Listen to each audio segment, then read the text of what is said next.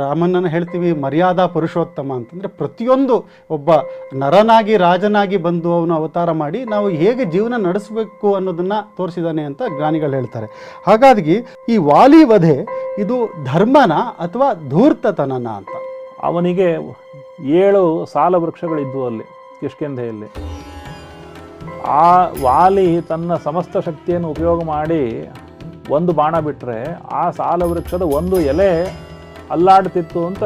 ಈ ತುಂಬ ದೊಡ್ಡ ಈ ಸ್ತ್ರೀ ಶಕ್ತಿ ಸ್ತ್ರೀ ಸಮೂಹಗಳು ಮಾಡುವಂತಹ ದೊಡ್ಡ ಒಂದು ಆಪಾದನೆ ಇದೇನೆಂದರೆ ಈ ಸೀತೆಯ ಪರಿತ್ಯಾಗ ಯಾಕೆ ಮಾಡ್ದ, ಅದು ಗರ್ಭಿಣಿ ಆದಾಗ.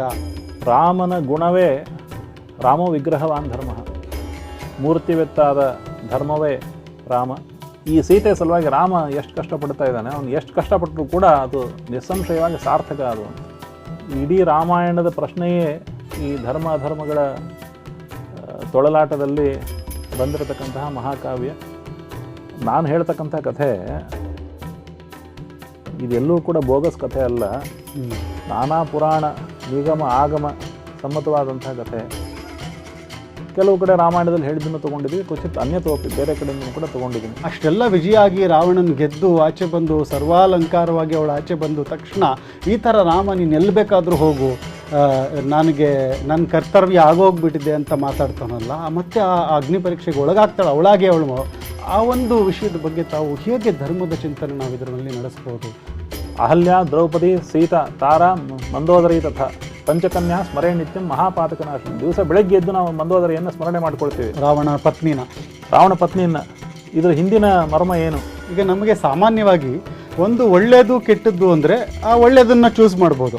ಆ ಎರಡೂ ಧರ್ಮದ ವಿಷಯಗಳೇ ಆದಾಗ ಯಾವುದನ್ನು ನಾವು ಚೂಸ್ ಮಾಡಬೇಕು? ಈ ಸೀತೆಯ ಸಲುವಾಗಿ 3 ಲೋಕಗಳನ್ನು ರಾಮನಾಶ ಮಾಡಿದರೂ ಕೂಡ ತಪ್ಪಲ್ಲ. ಅಂಥ ಯೋಗ್ಯಳಾದ ಹೆಂಡತಿ ಸೀತೆ ಅಂತನ್ನೋದು ಹನುಮಂತನಿಗೆ ಅರಿವಾಗುತ್ತೆ ಮೊದಲನೇ ಸಲ ನೋಡಿದಾಗ. ನನಗೆ ಈಗಲೂ ಕೂಡ ರಾಮಾಯಣವನ್ನು ನೋಡ್ತಿದ್ದ ರಾಮ ಸೀತೆಯರ ದಾಂಪತ್ಯದ ವರ್ಣನೆಯನ್ನು ಕೇಳಿದರೆ ಕಣ್ಣೀರು ಬರುತ್ತೆ. ಅಷ್ಟು ತುಂಬ ಮಧುರವಾದಂಥ ಕಾವ್ಯ ಅದು ರಾಮಾಯಣ.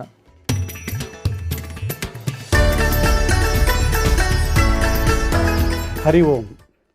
ವೇದಿಕ್ ವೆಲ್ನೆಸ್ನ ಎಲ್ಲ ಸದಸ್ಯರಿಗೆ ಇವತ್ತಿನ ವಿಶೇಷ ಪಾಡ್ಕಾಸ್ಟ್ಗೆ ನಿಮಗೆಲ್ಲ ಸುಸ್ವಾಗತ.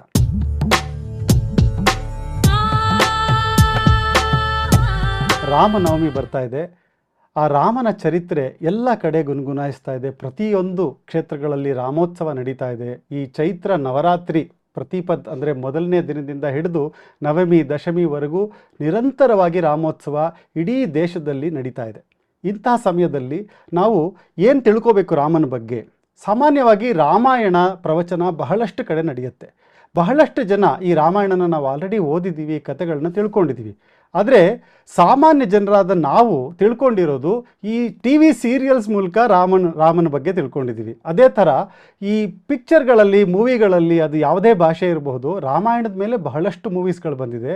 ಆ ಎಲ್ಲ ಚಲನಚಿತ್ರದಲ್ಲಿ ತೋರಿಸಿರೋದು ಅಷ್ಟೇ ಸಾಮಾನ್ಯರಾದ ನಮ್ಮನ್ನು ಪ್ರಭಾವಗೊಳಿಸುವಂಥದ್ದು. ಆದರೆ ನಿಜವಾಗಿ ರಾಮಾಯಣದಲ್ಲಿ ನಮಗೆ ಧರ್ಮದ ಮೂಲಕ ನೋಡೋದಾದರೆ ಯಾವುದು ಸರಿ ಯಾವುದು ತಪ್ಪು, ಜೀವನ ಮನುಷ್ಯ ಹೇಗೆ ಮಾಡಬೇಕು ಅನ್ನೋದನ್ನು ತಿಳಿಸೋದೇ ರಾಮನ ಚರಿತ್ರೆ. ಆದರೆ ಅದು ಮುಖ್ಯವಾಗಿ ನಮಗೆ ತಿಳ್ಕೊಳ್ಳೋದೇ ತುಂಬ ಕಷ್ಟ. ಯಾಕೆಂದರೆ ಬಹಳಷ್ಟು ಪ್ರಶ್ನೆಗಳು ನಮಗೆ ಬರುತ್ತೆ. ಇವತ್ತಿನ ಎಪಿಸೋಡಲ್ಲಿ ನಾನು ಫೋಕಸ್ ಮಾಡ್ತಿರೋದು ಈ ರಾಮಾಯಣದ ಕುರಿತಾದಂತಹ ಏನು ನಾವು ನಂಬಿದ್ದೀವಿ. ಅದು ಯಾವುದೋ ಒಂದು ಟಿ ವಿ ಸೀರಿಯಲಲ್ಲಿ ನೋಡಿ ನಾವೇನೋ ಒಂದು ಇನ್ಸಿಡೆಂಟನ್ನು ನಂಬಿರ್ತೀವಿ, ಅದು ಹೀಗೆ ನಡೆದಿದೆ ಅಂತ ಅಂದ್ಕೊಂಡಿರ್ತೀವಿ. ಆದರೆ ಎಷ್ಟೋ ಜನ ನಮಗೆ ಈ ರಾಮಾಯಣದ ಒರಿಜಿನಲ್ ಶ್ಲೋಕಗಳೇನಿದೆ ಅದರಲ್ಲಿ ಏನಿದೆ ಅಂತಲೇ ಗೊತ್ತಿಲ್ಲ. ನಾವು ಯಾವತ್ತೂ ರಾಮಾಯಣದ ಒಂದು ಗ್ರಂಥವನ್ನು ನೋಡಿದವರಲ್ಲ. ಆ ಸಂಸ್ಕೃತ ನಮ್ಗೆ ಅರ್ಥ ಆಗಲ್ಲ. ನಾವೇನು ಮಾಡ್ತೀವಿ, ಈಸಿಯಾಗಿ ಅರ್ಥ ಆಗೋದು ಈ ಶಾರ್ಟ್ಸು, ರೀಲ್ಸು, ಈ ಸೀರಿಯಲ್ಸ್ಗಳು, ಇದನ್ನೇ ಸತ್ಯ ಅಂತ ತಿಳ್ಕೊಂಡಿರ್ತೀವಿ, ಅದನ್ನು ನಾವು ನಂಬಿರ್ತೀವಿ. ಹಾಗಾಗಿ ಇವತ್ತು ರಾಮಾಯಣನ ನಾವು ಏನು ನಂಬಿದ್ದೀವಿ ಅದು ಸತ್ಯನಾ? ನಿಜವಾಗಿ ಒರಿಜಿನಲ್ ರಾಮಾಯಣದ ಶ್ಲೋಕಗಳಲ್ಲಿ ಏನಿದೆ? ಬರೀ ಇರೋದಷ್ಟೇ ಅಲ್ಲ, ಅದರಲ್ಲಿ ನಡೆಯುವಂತಹ ಧರ್ಮದ ಚರ್ಚೆ ಏನು? ಒಬ್ಬ ಧಾರ್ಮಿಕನಾದವನಿಗೆ ಬರುವಂತಹ ಪ್ರಶ್ನೆಗಳೇನು? ರಾಮ ಒಬ್ಬ ರಾಜನಾಗಿ ಮಾಡುವಂತಹ ಕರ್ತವ್ಯಗಳೇನು? ಒಬ್ಬ ಪತಿಯಾಗಿ, ಒಬ್ಬ ತಮ್ಮನಾಗಿ, ಅಣ್ಣನಾಗಿ, ಒಬ್ಬ ಆಡಳಿತಗಾರನಾಗಿ ಅವನು ತಗೊಂಡಂತಹ ಡಿಸಿಷನ್ಸ್ಗಳಲ್ಲಿ ಯಾವುದು ಸರಿ ಯಾವುದು ತಪ್ಪು, ಈ ಎಲ್ಲ ಪ್ರಶ್ನೆಗಳನ್ನು ನಮ್ಮನ್ನು ಕಾಡುತ್ತೆ ಯಾರು ಧಾರ್ಮಿಕರಾಗಿದ್ದಾರೆ ಅವ್ರಿಗೆ. ಅದಕ್ಕೋಸ್ಕರ ಇವತ್ತು ಈ ಎಲ್ಲ ವಿಷಯಗಳನ್ನು ನಮಗೆ ಚರ್ಚೆಯ ಮೂಲಕ, ಅಂದರೆ ಈ ತಾತ್ವಿಕವಾಗಿ ಏನು ವಿಷಯಗಳಿದೆ ಅದನ್ನು ನಾವು 7 ಪ್ರಶ್ನೆಗಳನ್ನು ನಾನು ಮಾಡ್ಕೊಂಡಿದ್ದೀನಿ. ಆ ಎಲ್ಲ ಪ್ರಶ್ನೆಗಳಿಗೆ ಆ ರಿಸರ್ಚ್ ಬೇಸ್ಡ್ ಆನ್ಸರ್ಸ್ ಅದನ್ನು ನಮಗೆ ಮನವರಿಕೆ ಆಗೋ ಹಾಗೆ ತಿಳಿಸೋದಕ್ಕೆ ನಮ್ಮ ಜೊತೆ ಒಬ್ಬ ಧೀಮಂತ ಪಂಡಿತರು ನಮ್ಮ ಜೊತೆ ಇದ್ದಾರೆ. ಮಹಾಜ್ಞಾನಿಗಳಾದ, ಅದು ರಿಸರ್ಚ್ ಸೆಂಟರ್ನ ಡೈರೆಕ್ಟರ್ ಆದಂಥವರು ವಿದ್ವಾನ್ ಶ್ರೀ ವೀರನಾರಾಯಣ ಆಚಾರ್ಯ ಪಾಂಡುರಂಗಿ ಅವರು ನಮ್ಮ ಜೊತೆ ಇದ್ದಾರೆ. ಆಚಾರ್ಯರೇ, ಸುಸ್ವಾಗತ ಇವತ್ತಿನ ಕಾರ್ಯಕ್ರಮಕ್ಕೆ. ನಮಸ್ಕಾರ. ತಾವು ಪೂರ್ಣಪ್ರಜ್ಞ ಸಂಶೋಧನಾ ಮಂದಿರದ ಡೈರೆಕ್ಟರ್ ಆಗಿ ಅನೇಕ ಗ್ರಂಥಗಳ ರಿಸರ್ಚ್ ಮಾಡ್ತೀರಾ, ತಾವು ಪಬ್ಲಿಕೇಶನ್ಸ್ಗಳನ್ನು ಮಾಡ್ತೀರಾ. ಹಾಗಾಗಿ ಇವತ್ತಿನ ಚರ್ಚೆಗೆ ತಮ್ಮಿಂದ ಈ ಒಂದು ಮಾರ್ಗದರ್ಶನ ಸಿಗಬೇಕು ಅನ್ನೋದು ನಮ್ಮ ಆಸೆ. ಈ ರಾಮಾಯಣದ ಕುರಿತಾಗಿ ಸಾಮಾನ್ಯವಾಗಿ ನಾವು ನೋಡಿದ್ರೆ ಆಚಾರ್ಯ, ರಾಮಾಯಣ ಒಂದು 300 ವರ್ಷನ್ಸ್ ಇದೆ ಅಂತ ಹೇಳ್ತಾರೆ. ಎ.ಕೆ. ರಾಮಾನುಜನ್ ಅವರು ಒಂದು ಡೀಟೇಲ್ ರಿಸರ್ಚ್ ಮಾಡಿ ಒಂದು 300 ಥರದ ವರ್ಷನ್ಸ್ ರಾಮಾಯಣಗಳಿದೆ ನಮ್ಮಲ್ಲಿ ಅಂತ ಹೇಳ್ತಾರೆ. ಮುಖ್ಯವಾಗಿ ವಾಲ್ಮೀಕಿ ರಾಮಾಯಣ ಒಂದು ನಾವು ಶಾಸ್ತ್ರೀಯವಾಗಿ ನೋಡೋದಾದರೆ ಬಹಳಷ್ಟು ರಾಮಚರಿತ ಮಾನಸ ಇದೆ, ಕಂಬನ್ ರಾಮಾಯಣ ಅಂತಿದೆ, ತಮಿಳ್ನಾಡಿಗೊಂದು ರಾಮಾಯಣ, ತೆಲುಗುಗೊಂದು ರಾಮಾಯಣ, ಅದೇ ಥರ ಒರಿಯಾ, ಕ್ಯಾಂಬೋಡಿಯಾ, ನಾವು ಬೇರೆ ಬೇರೆ ದೇಶಗಳಲ್ಲಿ ಕೂಡ ಅದು ಬೇರೆ ಬೇರೆ ಇಸ್ಲಾಮಿಕ್ ಕಲ್ಚರ್ನ ಮಿಕ್ಸ್ ಆಗಿರುವಂತಹ ಒಂದು ರಾಮಾಯಣ. ಬಹಳಷ್ಟು ನಾವು ಈ ಬಾಲಿ ಇಂಥ ಕಡೆ, ಇಂಡೋನೇಷ್ಯಾ ಇಲ್ಲೆಲ್ಲ ಹೋದರೆ ಅಲ್ಲೆಲ್ಲ ನಾವು ರಾಮನ ಕಥೆಗಳನ್ನು ಕೇಳ್ತೀವಿ, ಆದರೆ ಇಲ್ಲಿರೋ ರಾಮಾಯಣ ನಾವು ಕೇಳಲ್ಲ. ಹಾಗಾಗಿ ಇಲ್ಲಿರೋ ರಾಮಾಯಣದಲ್ಲಿ ಕೂಡ ನಾವು ಹೆಚ್ಚು ಪ್ರಭಾವಿತರಾಗಿರುವಂಥದ್ದು ಈ ಸೀರಿಯಲಲ್ಲಿ ತೋರಿಸುವಂತಹ ಕಥೆಗಳು, ಒಂದು ಪಿಕ್ಚರ್ಗಳಲ್ಲಿ ಅವರು ತೋರಿಸುವಂತಹ ಎಫೆಕ್ಟ್ಗಳು, ಆ ಡ್ರಾಮಾ. ಯಾಕಂದರೆ ಸಾಮಾನ್ಯವಾಗಿ ಮೂವಿಗಳಲ್ಲಿ ಇರೋದಕ್ಕಿಂತ ಹೆಚ್ಚು ಎಮೋಷ್ನಲ್ ಆಸ್ಪೆಕ್ಟ್ಸು, ಡ್ರಾಮ್ಯಾಟಿಕ್ ವಿಷಯಗಳಿಗೆ ಹೆಚ್ಚು ತಾತ್ವಿಕ ವಿಷಯಗಳಿಗೆ ಅಲ್ಲಿ, ಯಾಕೆಂದರೆ ತಾತ್ವಿಕ ವಿಷಯಗಳು ನೀರಸವಾಗಿರುತ್ತೆ. ಬಹಳ ಧಾರ್ಮಿಕವಾಗಿ ಆ ಒಂದು ಪ್ರಜ್ಞೆ ಇರೋರಿಗಷ್ಟೇ ಅದರಲ್ಲಿ ಇಂಟ್ರೆಸ್ಟ್ ಇರುತ್ತೆ. ಇವತ್ತು ನಾನೊಂದು 7 ಪ್ರಶ್ನೆಗಳು ರಾಮಾಯಣದ ಕುರಿತಾಗಿ ನಮಗೆ ಡೀಟೇಲ್ಡ್ ಆಗಿ ತಿಳ್ಕೊಳ್ಳುವಂತಹ ಒಂದು ಆಸಕ್ತಿ ಇದರಲ್ಲಿ. ಮೊದಲನೇದಾಗಿ ಇದನ್ನು ಶುರು ಮಾಡೋದಾದರೆ, ಈ ಇಡೀ ರಾಮಾಯಣದಲ್ಲಿ ನಾವು ರಾಮನನ್ನು ಹೇಳ್ತೀವಿ ಮರ್ಯಾದಾ ಪುರುಷೋತ್ತಮ ಅಂತಂದರೆ, ಪ್ರತಿಯೊಂದು ಒಬ್ಬ ನರನಾಗಿ ರಾಜನಾಗಿ ಬಂದು ಅವನು ಅವತಾರ ಮಾಡಿ ನಾವು ಹೇಗೆ ಜೀವನ ನಡೆಸಬೇಕು ಅನ್ನೋದನ್ನು ತೋರಿಸಿದ್ದಾನೆ ಅಂತ ಜ್ಞಾನಿಗಳು ಹೇಳ್ತಾರೆ. ಹಾಗಾಗಿ ಮೊದಲನೇ ಪ್ರಶ್ನೆ ನನಗೆ ಕುರಿತಾಗಿರೋದು ವಾಲಿಯ ವಧೆ ಕುರಿತಾಗಿ. ಈ ವಾಲಿ ವಧೆ ಇದು ಧರ್ಮನ ಅಥವಾ ಧೂರ್ತತನನ ಅಂತ. ಯಾಕೆಂದರೆ ಇದರಲ್ಲಿ 2 ವಿಷಯ ಇದೆ. ಯಾಕೆಂದರೆ ರಾಮ ಮರದ ಹಿಂದೆ ನಿಂತು ವಾಲಿಯನ್ನು ಕೊಂದದ್ದು.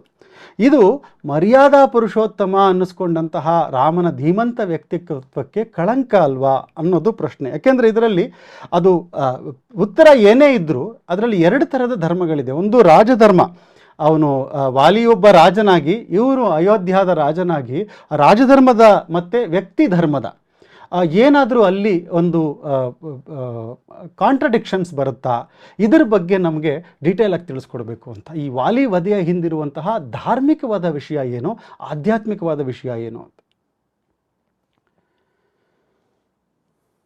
ಯಃ ಪಿಬನ್ ಸತತಂ ರಾಮಚರಿತಾಮೃತ ಸಾಗರಂ ಅತೃಪ್ತಸ್ಥಂ ಮುನಿಂ ವಂದೇ ಪ್ರಾಚೇತ ಸಮಕಲ್ಮಷಂ ಕೂಜಂತಂ ರಾಮರಾಮೇತಿ ಮಧುರಂ ಮಧುರಾಕ್ಷರಂ ಆರುಹ್ಯ ಕವಿತಾ ಶಾಖಾಂ ವಂದೇ ವಾಲ್ಮೀಕಿ ಕೋಕಿಲಂ.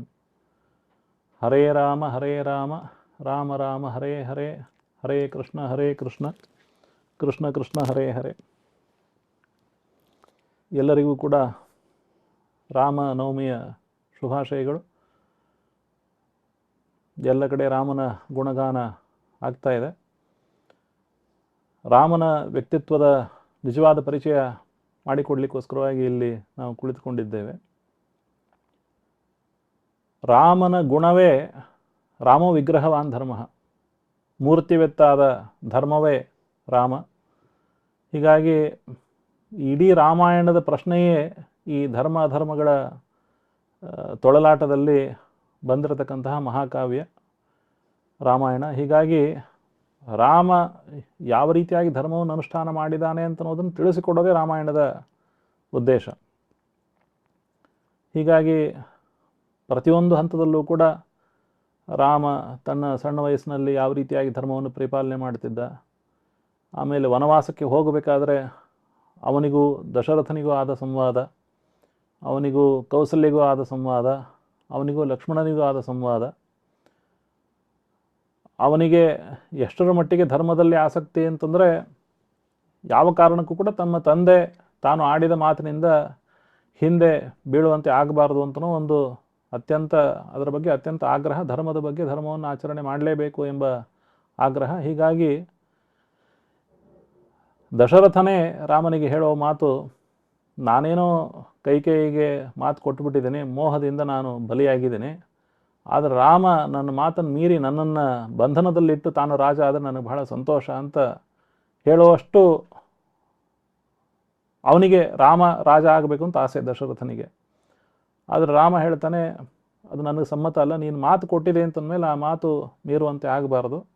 ಹೀಗೆ ಕೈಕೇಯಿಗೂ ರಾಮನಿಗೂ ಆಗತಕ್ಕಂತಹ ಮಾತು, ಭರತನಿಗೂ ರಾಮನಿಗೂ, ಭರತ ಇರಲಿಲ್ಲ ಆವಾಗ, ಲಕ್ಷ್ಮಣನಿಗೂ ಮತ್ತು ರಾಮನಿಗೂ ಆಗತಕ್ಕಂಥ ಮಾತು, ಕೌಸಲ್ಯಗೂ ರಾಮನಿಗೂ ಆಗತಕ್ಕಂತಹ ಮಾತು, ಹೀಗೆ ಎಲ್ಲವನ್ನೂ ಕೂಡ ಮೀರಿ ಅವನು ತನ್ನ ತಂದೆಯ ಸತ್ಯವಚನವನ್ನು ಪರಿಪಾಲನೆ ಮಾಡಲಿಕ್ಕೋಸ್ಕರವಾಗಿ, ತಂದೆಯ ಆಸೆಯನ್ನು, ತಂದೆ ಕೊಟ್ಟಿರ್ತಕ್ಕಂಥ ವರವನ್ನು ಪಾಲಿಸಲಿಕ್ಕೋಸ್ಕರವಾಗಿ ಅವನು ಕಾಡಿಗೆ ಹೋದವನು. ಹೀಗೆ ಅವನ ಜೀವನದ ಪ್ರತಿಯೊಂದು ಹಂತವೂ ಕೂಡ ಧರ್ಮ. ಹೀಗಾಗಿ ರಾಮನೇ ಧರ್ಮ. ಧರ್ಮ ಅಂತಂದರೆ ಯಾರು ಅಂತಂದರೆ ರಾಮ ಧರ್ಮ. ಹೀಗಾಗಿ ರಾಮ ಧರ್ಮ ಅಂತಲೇ ಅವನಿಗೊಂದು ಹೆಸರು. ಪ್ರತಿಯೊಂದು ಹಂತದಲ್ಲೂ ಕೂಡ ರಾಮ ಧರ್ಮವನ್ನು ಪರಿಪಾಲನೆ ಮಾಡಿದ್ದಾನೆ. ಈಗ ನಾವು ಸುಗ್ರೀವ ಮತ್ತು ವಾಲಿ ಇವರ ಇಬ್ಬರ ಯುದ್ಧದ ವೃತ್ತಾಂತ. ಅನೇಕ ಅವರಿಬ್ಬರು ಒಬ್ಬ ರಾಜನ ಮಕ್ಕಳು. ಈ ಮಕ್ಕಳಲ್ಲಿ ಪರಸ್ಪರವಾಗಿ ತುಂಬ ಸ್ನೇಹ ಇರತಕ್ಕಂತಹ ಒಂದು ಸಂದರ್ಭ. ಆದರೆ ಒಂದು ಸಂದರ್ಭದಲ್ಲಿ ಆ ದುಂದುಭಿ ಅಂತನೋ ಒಂದು ರಾಕ್ಷಸನನ್ನು ಕೊಲ್ಲಿಕ್ಕೆ ಹೋದಾಗ ವಾಲಿ ಅಲ್ಲಿ 21 ದಿವಸಗಳ ಕಾಲ ಒಳಗೆ ಹೋಗಿಬಿಡ್ತಾನೆ. ಸುಗ್ರೀವ ಹೊರಗೆ ಕಾಯ್ತಿರ್ತಾನೆ. ಅಲ್ಲಿಂದ ಕರೆಗೆ ರಕ್ತದ ಪ್ರವಾಹ ಅಂತನೋದು ಹೊರಗೆ ಬರುತ್ತೆ. ವಾಲಿ ಸತ್ತಿರಬಹುದು ಅಂತ ಅಂದ್ಕೊಂಡು ಹೆದರ್ಕೊಂಡು ಇವರೆಲ್ಲರೂ ಕೂಡ ಆ ಒಂದು ಗುಹೆಗೆ ಒಂದು ದೊಡ್ಡ ಕಲ್ಲನ್ನು ಇಟ್ಟು ರಾಜ್ಯ ಅರಾಜಕವಾಗಬಾರ್ದು ಅಂತನೋ ಕಾರಣಕ್ಕೆ ಅಲ್ಲಿ ಸುಗ್ರೀವನನ್ನು ಕೂಡಿಸಿ ರಾಜ್ಯಭಾರ ಮಾಡಿಸ್ತಿರ್ತಾರೆ. ಕಡೆಗೆ ಸ್ವಲ್ಪ ದಿವಸ ಆದಮೇಲೆ ಅಲ್ಲಿಗೆ ವಾಲಿ ಬರ್ತಾನೆ. ಅವನನ್ನು ಕೊಂದು ವಾಲಿ ವಾಪಸ್ ಬಂದು ತನಗಾಗಿ ಕಾಯಲಿಕ್ಕೆ ವ್ಯವಧಾನ ಇಲ್ಲದ ತಮ್ಮನನ್ನು ರಾಜ್ಯದಿಂದ ಹೊರಗೋಡಿಸಿ ಅವನ ಹೆಂಡತಿಯನ್ನು ಬಲಾತ್ಕಾರದಿಂದ ತನ್ನ ಅರಮನೆಯಲ್ಲಿ ಇಟ್ಕೊಂಡು ರಾಜ್ಯವನ್ನು ಅನುಭವಿಸ್ತಕ್ಕಂತಹ ವ್ಯಕ್ತಿತ್ವ ಅದು ವಾಲಿಯದ್ದು. ಯಾವಾಗಲೂ ಕೂಡ ತಂದೆ ಸಮಾನ ದೊಡ್ಡಣ್ಣ, ತಂದೆ ಇಲ್ಲದ ದೊಡ್ಡಣ್ಣ, ಜ್ಯೇಷ್ಠೋ ಭ್ರಾತ ಪಿತೃಸಮಃ ಎಂಬುದಾಗಿ ಉಕ್ತಿ. ಆ ತಂದೆಗೆ ಸೊಸೆಯ ಸ್ಥಾನದಲ್ಲಿರತಕ್ಕಂಥವಳು ಸುಗ್ರೀವನ ಹೆಂಡತಿ. ಯಾವತ್ತೂ ಕೂಡ ತಂದೆಯಾದವನು ಸೊಸೆಯನ್ನು ಬಲಾತ್ಕಾರ ಮಾಡಬಾರದು. ಆದರೆ ವಾಲಿ ಅಂಥ ಒಂದು ಕಾರ್ಯವನ್ನು ಕೂಡ ಮಾಡಿದ ಅವನು. ವಾಲಿ ಅವನು ಮನುಷ್ಯ ಅಲ್ಲ, ಅವನು ವಾನರ. ವಾನರ ಅಂತಂದರೆ ಈ ನಾವು ತಿಳ್ಕೊಂಡಿರುವಂಥ ಕಪಿಗಳಲ್ಲ ಇದು. ನಾವು ಅವುಗಳಿಗೆ ಯಾವ ಒಂದು ರಾಜ್ಯ ಇಲ್ಲ, ಏನೂ ಇಲ್ಲ. ಅವುಗಳು ಸ್ವಚ್ಛಂದವಾಗಿ ಕಾಡಿನಲ್ಲಿ ಓಡಾಡ್ತಕ್ಕಂಥ ಮೃಗಗಳು. ಆದರೆ ಇವರು ವಾನರ ರಾಜ್ಯ. ಆ ವಾನರ ಅಂತನೋ ಶಬ್ದದಿಂದ ಈಗಿನ ಕಾಲದ ಬಂದರ್ ಅಂತನೋದು ಬಂದಿರಬಹುದು ಹಿಂದಿಯಲ್ಲಿ. ಆದರೆ ಮನುಷ್ಯರು ಮತ್ತು ಈ ಪೂರ ಪ್ರಾಣಿಗಳ ಮಧ್ಯದಲ್ಲಿ ಇರತಕ್ಕಂತಹ ಒಂದು ವರ್ಗ ಅವರು ಈ ವಾನರರು, ಕಪಿಗಳ ಸಾಮ್ರಾಜ್ಯ. ತುಂಬ ಬಲಶಾಲಿಗಳಾದ ಪ್ರಾಣಿಗಳು. ಇವತ್ತಿಗೆ ಲಕ್ಷಾಂತರ ವರ್ಷಗಳ ಹಿಂದೆ ಇದ್ದವರು, ಅನಾಗರಿಕರಲ್ಲ ಅವರು ಯಾರು ಕೂಡ. ತುಂಬ ಸಾಮರ್ಥ್ಯವಂತರಾದ, ಧರ್ಮದಲ್ಲಿ ನಿಷ್ಠೆ ಇದ್ದ ಮತ್ತು ತಮ್ಮ ಒಂದು ಇಡೀ ಸಾಮ್ರಾಜ್ಯವನ್ನು ಕಟ್ಟಿಕೊಂಡು ಆಳ್ತಕ್ಕಂತಹ ಒಂದು ವರ್ಗ. ಅಂದರೆ ಈಗ ಮನುಷ್ಯರ ಧರ್ಮಗಳಿಗೆ ಅಪ್ಲೈ ಆಗೋದು ಅವ್ರಿಗೂ ಕೂಡ ಅಪ್ಲೈ ಆಗುತ್ತೆ ಅಂತ ಹೇಳ್ತೀರಾ? ಈಗ ವಾನರರಾದ್ರಿಂದ ಅವ್ರಿಗೆ ಬೇರೆ ಧರ್ಮ, ಮನುಷ್ಯರಿಗೆ ಬೇರೆ, ರಾಕ್ಷಸರಿಗೆ ಬೇರೆ ಧರ್ಮ, ಆ ಥರ ಏನಿಲ್ಲ. ಧರ್ಮ ಅಂತ ಅನ್ನೋದು ಸಾರ್ವಕಾಲಿಕ. ಅಹಿಂಸಾ, ಸತ್ಯ, ಅಸ್ಥೇಯ, ಶೌಚ, ಇಂದ್ರಿಯ ನಿಗ್ರಹ, ಇದೆಲ್ಲರಿಗೂ ಕೂಡ ಧರ್ಮವೇ ಇದು. ಇನ್ನು ನಾವು ಹನುಮಂತನ ಬಗ್ಗೆ ಹೇಳಬೇಕಾದ್ರೆ, ಹನುಮಂತನಂತಹ ಒಂದು ವಿದ್ವಾಂಸ ಇಡೀ ಪ್ರಪಂಚದಲ್ಲಿ ಇಲ್ಲ ಅಂತ ರಾಮ ಹೇಳ್ತಾನೆ. ಹನುಮಂತ ಮಾತಾಡೋ ಸಂಸ್ಕೃತ ಭಾಷೆಯನ್ನು ಮಾತಾಡೋದನ್ನು ಕೇಳಿ, ಋಗ್ವೇದವನ್ನು ಓದದೇ ಇರುವ, ಯಜುರ್ವೇದವನ್ನು ಓದದೇ ಇರುವ, ಸಾಮವೇದದಲ್ಲಿ ಪಂಡಿತನಾಗದೇ ಇರುವ, ವ್ಯಾಕರಣವನ್ನು ಓದದೇ ಇರುವಂಥವರಿಗೆ ಇಂಥ ಮಾತುಗಳು ಬರಲಿಕ್ಕೆ ಸಾಧ್ಯ ಇಲ್ಲ. ಬಹುವ್ಯಾಹರತಾನೇನ ನಕಿಂಚಿತ್ ಅಪಭಾಷಿತಂ. ಇಷ್ಟು ಹೊತ್ತು ಮಾತಾಡಿದಾನೆ ಹನುಮಂತ, ಆದರೆ ಒಂದು ಅಪಶಬ್ದ ಬಾಯಿಂದ ಬಂದಿಲ್ಲ ಅಂತ ರಾಮದೇವರು ಪ್ರಶಂಸೆ ಮಾಡುವಷ್ಟು ದೊಡ್ಡ ಪಾಂಡಿತ್ಯದ ಗಣಿ ಹನುಮಂತ. ಹೀಗಾಗಿ ಭಾಷೆ ಬಾರದ ಮೂಕ ಪ್ರಾಣಿಗಳು ಅಲ್ಲ ವಾನರರು.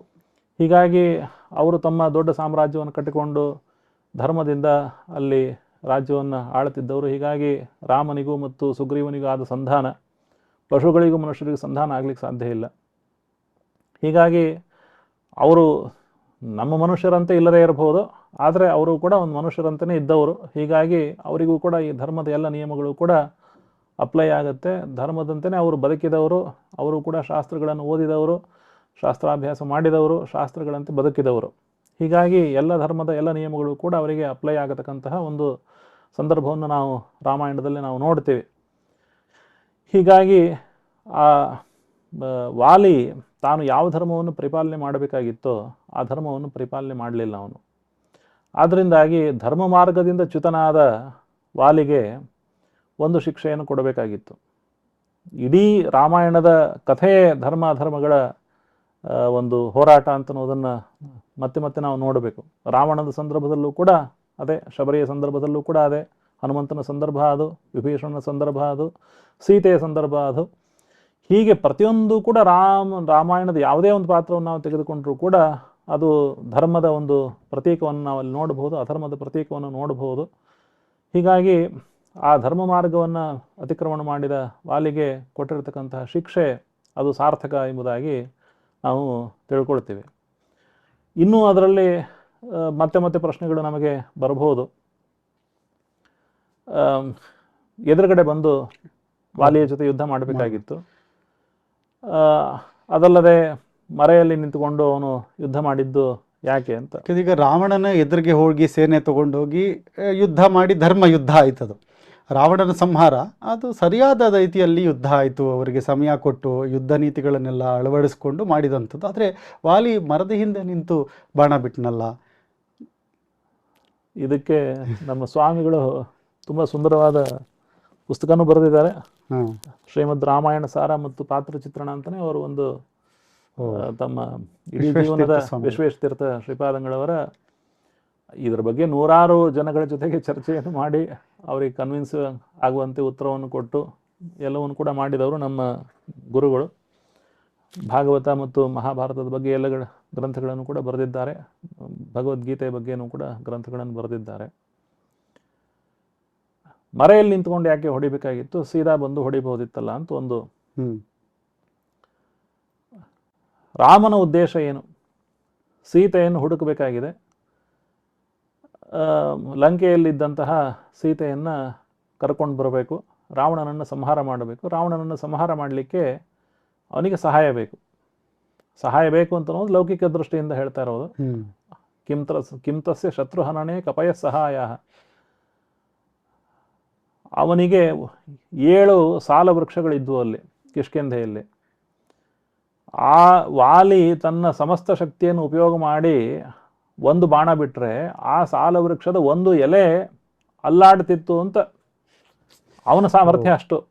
ಆದ್ರಿಂದನೇ ಈ ಸುಗ್ರೀವ ಮತ್ತು ರಾಮನ ಸಂಧಾನ ಆದಾಗ ರಾಮನಿಗೆ ಆ ಶಕ್ತಿ ಇದೆಯೋ ಇಲ್ಲೋ ಅಂತ ಅನ್ನೋದನ್ನು ಪರೀಕ್ಷೆ ಮಾಡಲಿಕ್ಕೆ ಸುಗ್ರೀವ ಹೇಳ್ತಾನೆ, ಹೀಗೆ ವಾಲಿ ಬಾಣ ಹೊಡೆದಾಗ ಆ ಗಿಡದ ಒಂದು ಎಲೆ ಅಲ್ಲಾಡ್ತಿತ್ತು, ಮತ್ತು ನಿನಗೇನಾದರೂ ಎಲೆ ಅಲ್ಲಾಡಿಸೋ ಸಾಮರ್ಥ್ಯ ಇದ್ದರೆ ಬೇಕಾದರೆ ವಾಲಿಯನ್ನು ನಾವು ಯುದ್ಧ ಮಾಡಿ ಅವನನ್ನು ಸೋಲಿಸೋ ವಿಚಾರ ಮಾಡ್ಬೋದು ಅಂತ ಹೇಳ್ತಾನೆ. ಆಗಲಿ ರಾಮ ತನ್ನ ಸಾಮರ್ಥ್ಯವನ್ನು ತೋರಿಸ್ಬೇಕು ಅಂತ ಒಂದು ಬಾಣ ಹೊಡೆದಾಗ ಆ 7 ವೃಕ್ಷಗಳು ಪೂರ್ತಿ ನಾಶ ಆಗಿ ಆ ಬಾಣ ಸಾಗರದ ಒಳಗೆ ಹೋಗಿ ಅಲ್ಲಿರತಕ್ಕಂತಹ ಶತ್ರುಗಳನ್ನು ಸಂಹಾರ ಮಾಡಿ ಮತ್ತೆ ರಾಮನ ಒಂದು ಬತ್ತಳಿಕೆಗೆ ಬಂತು ಅಂತ ಒಂದು ಕಥೆಯನ್ನು ನಾವು ನೋಡ್ತೀವಿ. ಹೀಗಾಗಿ ರಾಮನ ಸಾಮರ್ಥ್ಯದ ಬಗ್ಗೆ ಯಾವುದೇ ರೀತಿಯಾದಂತಹ ಸಾಮರ್ಥ್ಯ ಅಂತ ಅನ್ನೋದು ಅವನ ಶಂಕೆ, ಸಾಮರ್ಥ್ಯದ ಬಗ್ಗೆ ಯಾವುದೇ ಒಂದು ಶಂಕೆ ಸುಗ್ರೀವನಿಗೆ ಇರಲಿಲ್ಲ. ರಾಮನಿಗೂ ಕೂಡ ತನ್ನ ಸಾಮರ್ಥ್ಯದ ಬಗ್ಗೆ ಯಾವ ಶಂಕೆಯೂ ಕೂಡ ಇರಲಿಲ್ಲ. ಅದರಿಂದಾಗಿ ರಾಮ ಏನು ಮಾಡಬೇಕಾಗಿತ್ತು ಅಂದರೆ ತನಗೆ ಸಹಾಯ ಬೇಕಾದ ಸಂದರ್ಭದಲ್ಲಿ ಮೊದಲು ಸಿಕ್ಕವನು ಸುಗ್ರೀವ, ಶರಣಾಗತನಾಗಿದ್ದಾನೆ. ರಾಮನ ಒಂದು ವ್ರತ ಏನು ಅಂತಂದರೆ ಸಕೃದೇವ ಪ್ರಪನ್ನಾಯ ತವಾಸ್ಮೀತಿ ಚ ಯಾಚತೆ ಅಭಯಂ ಸರ್ವಭೂತೇಭ್ಯ ದದಾಮ್ಯೇತದ್ ವ್ರತಂ ಮಮ. ಯಾರಾದರೂ ನನ್ನ ಶರಣಾಗತರಾದರೆ, ಒಂದು ಸಲ ಶರಣಾಗತರಾದರೆ ಸಾಕು, ಅವರಿಗೆ ನಾನು ಅಭಯವನ್ನು ಕೊಡ್ತೇನೆ ಅಂತ ಅನ್ನೋದು ರಾಮನ ಒಂದು ವ್ರತ. ಹೀಗಾಗಿ ಮೊದಲು ಸಿಕ್ಕವನು ಸುಗ್ರೀವನಿಗೆ ಅಭಯವನ್ನು ಕೊಟ್ಟಾಗಿದೆ. ಸುಗ್ರೀವನಿಗೆ ಅಭಯವನ್ನು ಕೊಟ್ಟು ಆಮೇಲೆ ವಾಲಿಯ ಜೊತೆಯೂ ಕೂಡ ನಾವು ಸಂಧಾನವನ್ನು ಮಾಡಿಕೊಡೋದು ಸರಿಯಲ್ಲ. ಯಾಕೆಂದರೆ ವಾಲಿಯ ಮನಸ್ಸಿನಲ್ಲಿ ಸುಗ್ರೀವನ ಬಗ್ಗೆ ತುಂಬ ಅಸಮಾಧಾನ ಇದೆ. ಹೀಗಾಗಿ ವಾಲಿ ಮತ್ತು ಸುಗ್ರೀವರ ಸಂಧಾನ ಆಗಲಿಕ್ಕೆ ಸಾಧ್ಯ ಇಲ್ಲ. ಮತ್ತು ವಾಲಿ ತುಂಬ ಧರ್ಮಾತ್ಮನಾದಂತಹ ಮನುಷ್ಯ. ಅವನು ಯಾವುದೇ ಒಂದು ಸಂದರ್ಭದಲ್ಲಿ ಕೆಲವು ಕಾರಣಗಳಿಂದ ಅಧರ್ಮ ಮಾರ್ಗದಲ್ಲಿ ನಡೆದಿದ್ದರೂ ಕೂಡ ಅವನಿಗೆ ಧರ್ಮ ಮಾರ್ಗದ ಪರಿಚಯ ಚೆನ್ನಾಗಿತ್ತು. ಹೀಗಾಗಿ ಕಡೆಗೆ ರಾಮ ಅವನಿಗೆ ಬಿಲ್ಲನ್ನು ಹೊಡೆದು ಅವನನ್ನು ಸಾಯಲಿಕ್ಕೆ ಅಟ್ಟಿದಾಗಲೂ ಕೂಡ ರಾಮನನ್ನು ಮಾತಾಡಿಸ್ತಾನೆ. ಅವನು ಮಾತಾಡಿಸಿ ನೀ ಮಾಡಿದ್ದು ಸರಿಯಾಗಿದೆ ಅಂತ ಹೇಳಿ ಮರಣವನ್ನು ಹೊಂತಾನೆ ಅಂತ ನಾವು ರಾಮಾಯಣದಲ್ಲಿ ನಾವು ನೋಡ್ತೀವಿ.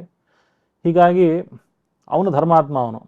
ರಾಮ ಅವನ ಎದುರುಗಡೆ ಹೋಗಿದ್ದರೆ ಸಾಕ್ಷಾತ್ತಾಗಿ ಅವನು ಶರಣಾಗತನಾಗ್ತಿದ್ದ. ಯಾಕೆಂತಂದರೆ ಸುಗ್ರೀವ ಇವನು ಸೂರ್ಯನ ಅಂಶ, ವಾಲಿ ಇವನು ಇಂದ್ರನ ಅಂಶ. ಹೀಗಾಗಿ ಅವನಲ್ಲಿರತಕ್ಕಂಥ ಧರ್ಮ ಮಾರ್ಗದ ಅರಿವಿನಿಂದ ಅವನು ಬಂದು ಶರಣಾಗತನಾಗ್ತಿದ್ದ. ಶರಣಾಗತನಾದರೆ ಮೊದಲು ಶರಣವನ್ನು ಕೊಟ್ಟಿರ್ತಕ್ಕಂಥ ಸುಗ್ರೀವನ ಗತಿ ಏನಾಗ್ತಿತ್ತು. ಹೀಗಾಗಿ ಅವನು ಸಾಕ್ಷಾತ್ತಾಗಿ ಅವನನ್ನು ಎದುರುಗಡೆ ಹೋಗಿ ಅವನಿಂದನೂ ಕೂಡ ಸತ್ಕಾರ ಮಾಡಿಸ್ಕೊಳ್ತಕ್ಕಂಥ ಸಂದರ್ಭ ಇಲ್ಲ. ಅದರಿಂದ ಏನು ಮಾಡಬೇಕು? ಅವನ ಜೊತೆ ಯುದ್ಧ ಮಾಡಬೇಕು. ಯುದ್ಧ ಮಾಡಲಿಕ್ಕೆ ಸಾಕ್ಷಾತ್ತಾಗಿ ಯುದ್ಧ ಮಾಡಬಹುದಾಗಿತ್ತು. ಸಾಕ್ಷಾತ್ತಾಗಿ ಹೋಗಿ ಯುದ್ಧ ಮಾಡಿದ್ದರೆ ಅದಕ್ಕಿಂತ ಮೊದಲೇ ಖರದೂಷಣರ ಸಂಹಾರ ಆಗಿದೆ, ಆಮೇಲೆ ಅಕಬಂಧನ ಸಂಹಾರ ಆಗಿದೆ. ಹೀಗಾಗಿ 14,000 ಮಂದಿಯನ್ನು ಪಂಚವಟಿಯಲ್ಲಿ ಸಾಯಿಸಿ ರಾಮ ಬಂದಿದ್ದಾನೆ. ಅದರ ಪ್ರತಾಪವನ್ನು ವಾಲಿ ಚೆನ್ನಾಗಿ ಕೇಳಿದ್ದಾನೆ. ರಾಮನ ಜೊತೆ ಯುದ್ಧ ಮಾಡಬೇಕಾದ್ರೆ ಮತ್ತೆ ಎಲ್ಲ ತನ್ನ ಸೈನ್ಯವನ್ನು ಕರ್ಕೊಂಡು ಬರ್ತಿದ್ದ. ಕರ್ಕೊಂಡು ಬಂದಾಗ ಅನವಶ್ಯಕವಾಗಿ ಆ ಒಂದು ವಾನರ ಸೈನ್ಯದ ನಾಶವನ್ನು ಕೂಡ ಮಾಡತಕ್ಕಂಥ ಒಂದು ಸಂದರ್ಭದ ಪ್ರಸಂಗ ಇರ್ತಿತ್ತು. ಎಲ್ಲರ ಸಂಹಾರ ಆಗತಕ್ಕಂಥ ಪ್ರಸಂಗ ಇರ್ತಿತ್ತು. ಆದರೆ ನಿರಪರಾಧಿಗಳಾದ ವಾನರರನ್ನು ಸಾಯಿಸುವ ಇಚ್ಛೆ ರಾಮನಿಗೆ ಇರಲಿಲ್ಲ. ಹೀಗಾಗಿ ರಾಮ ಮರೆಯಲ್ಲಿ ನಿಂತ್ಕೊಂಡು ಅವನನ್ನು ಸಂಹಾರ ಮಾಡಿದ ಅಂತನ್ನೋದು ಒಂದು ಸಾಮಾನ್ಯವಾದಂತಹ ಉತ್ತರವನ್ನು ಗುರುಗಳು ನೀಡಿದ್ದಾರೆ. ಅದರಲ್ಲೂ ಕೂಡ ವಿಶೇಷವಾಗಿ ರಾಮನಿಗೂ ಮತ್ತು ವಾಲಿಗೂ ಆಗತಕ್ಕಂತಹ ಸಂವಾದ ಇದೆಲ್ಲವೂ ಕೂಡ ರಾಮಾಯಣದಲ್ಲಿ ತುಂಬ ವಿಸ್ತಾರವಾಗಿ ಬಂದಿರತಕ್ಕಂಥದ್ದು. ಏನೇನೇನು ತಪ್ಪು ಮಾಡಿದೆ ಅಂತನ್ನೋದನ್ನು ರಾಮ ವಿಸ್ತಾರವಾಗಿ ವಾಲಿಗೆ ಹೇಳ್ತಾನೆ.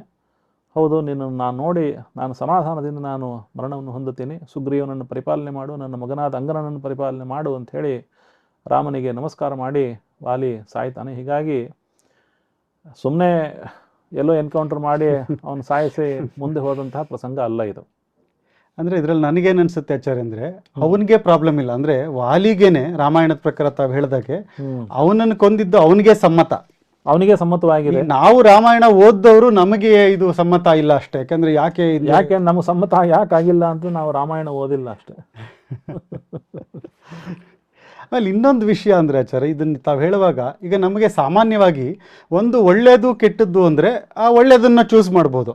ಆ ಎರಡೂ ಧರ್ಮದ ವಿಷಯಗಳೇ ಆದಾಗ ಯಾವುದನ್ನು ನಾವು ಚೂಸ್ ಮಾಡಬೇಕು? ಯಾವುದು ಈಗ ತಾವು ವಾಲಿನ ಕೊಂದಿದ್ದರ ಬಗ್ಗೆ ಹೇಳಿದ್ರಿ. ಒಂದು ಇಷ್ಟು ಜನ ವಾನರನ್ನ ಅವರು ನಿರಪರಾಧಿಗಳು, ಅವರನ್ನು ಸಾಯಿಸಬಾರ್ದು ಅಂತ ರಾಮ ಹೇಳ್ದ, ಆ ಒಂದು ಯೋಚನೆಯೂ ಇತ್ತು. ಮತ್ತು ಇವನು ಒಪ್ಕೊಂಡ ಅಂತಾಯಿತು. ಅದನ್ನು ಬಿಟ್ಟರೂ ಕೂಡ ಈಗ ಒಂದು ರಾಜಧರ್ಮದಿಂದ ಅವನೇನು ಶರಣಾಗತಿನೇ ಧರ್ಮ ಅನ್ನೋದು ಒಂದಾದರೆ, ವೈಯಕ್ತಿಕವಾಗಿ ಕೂಡ ಅವರು ಸಂಧಾನನೂ ಮಾಡಿಸ್ಬೋದಾಗಿತ್ತು, ಸರ್ವಶಕ್ತ ಕೂಡ.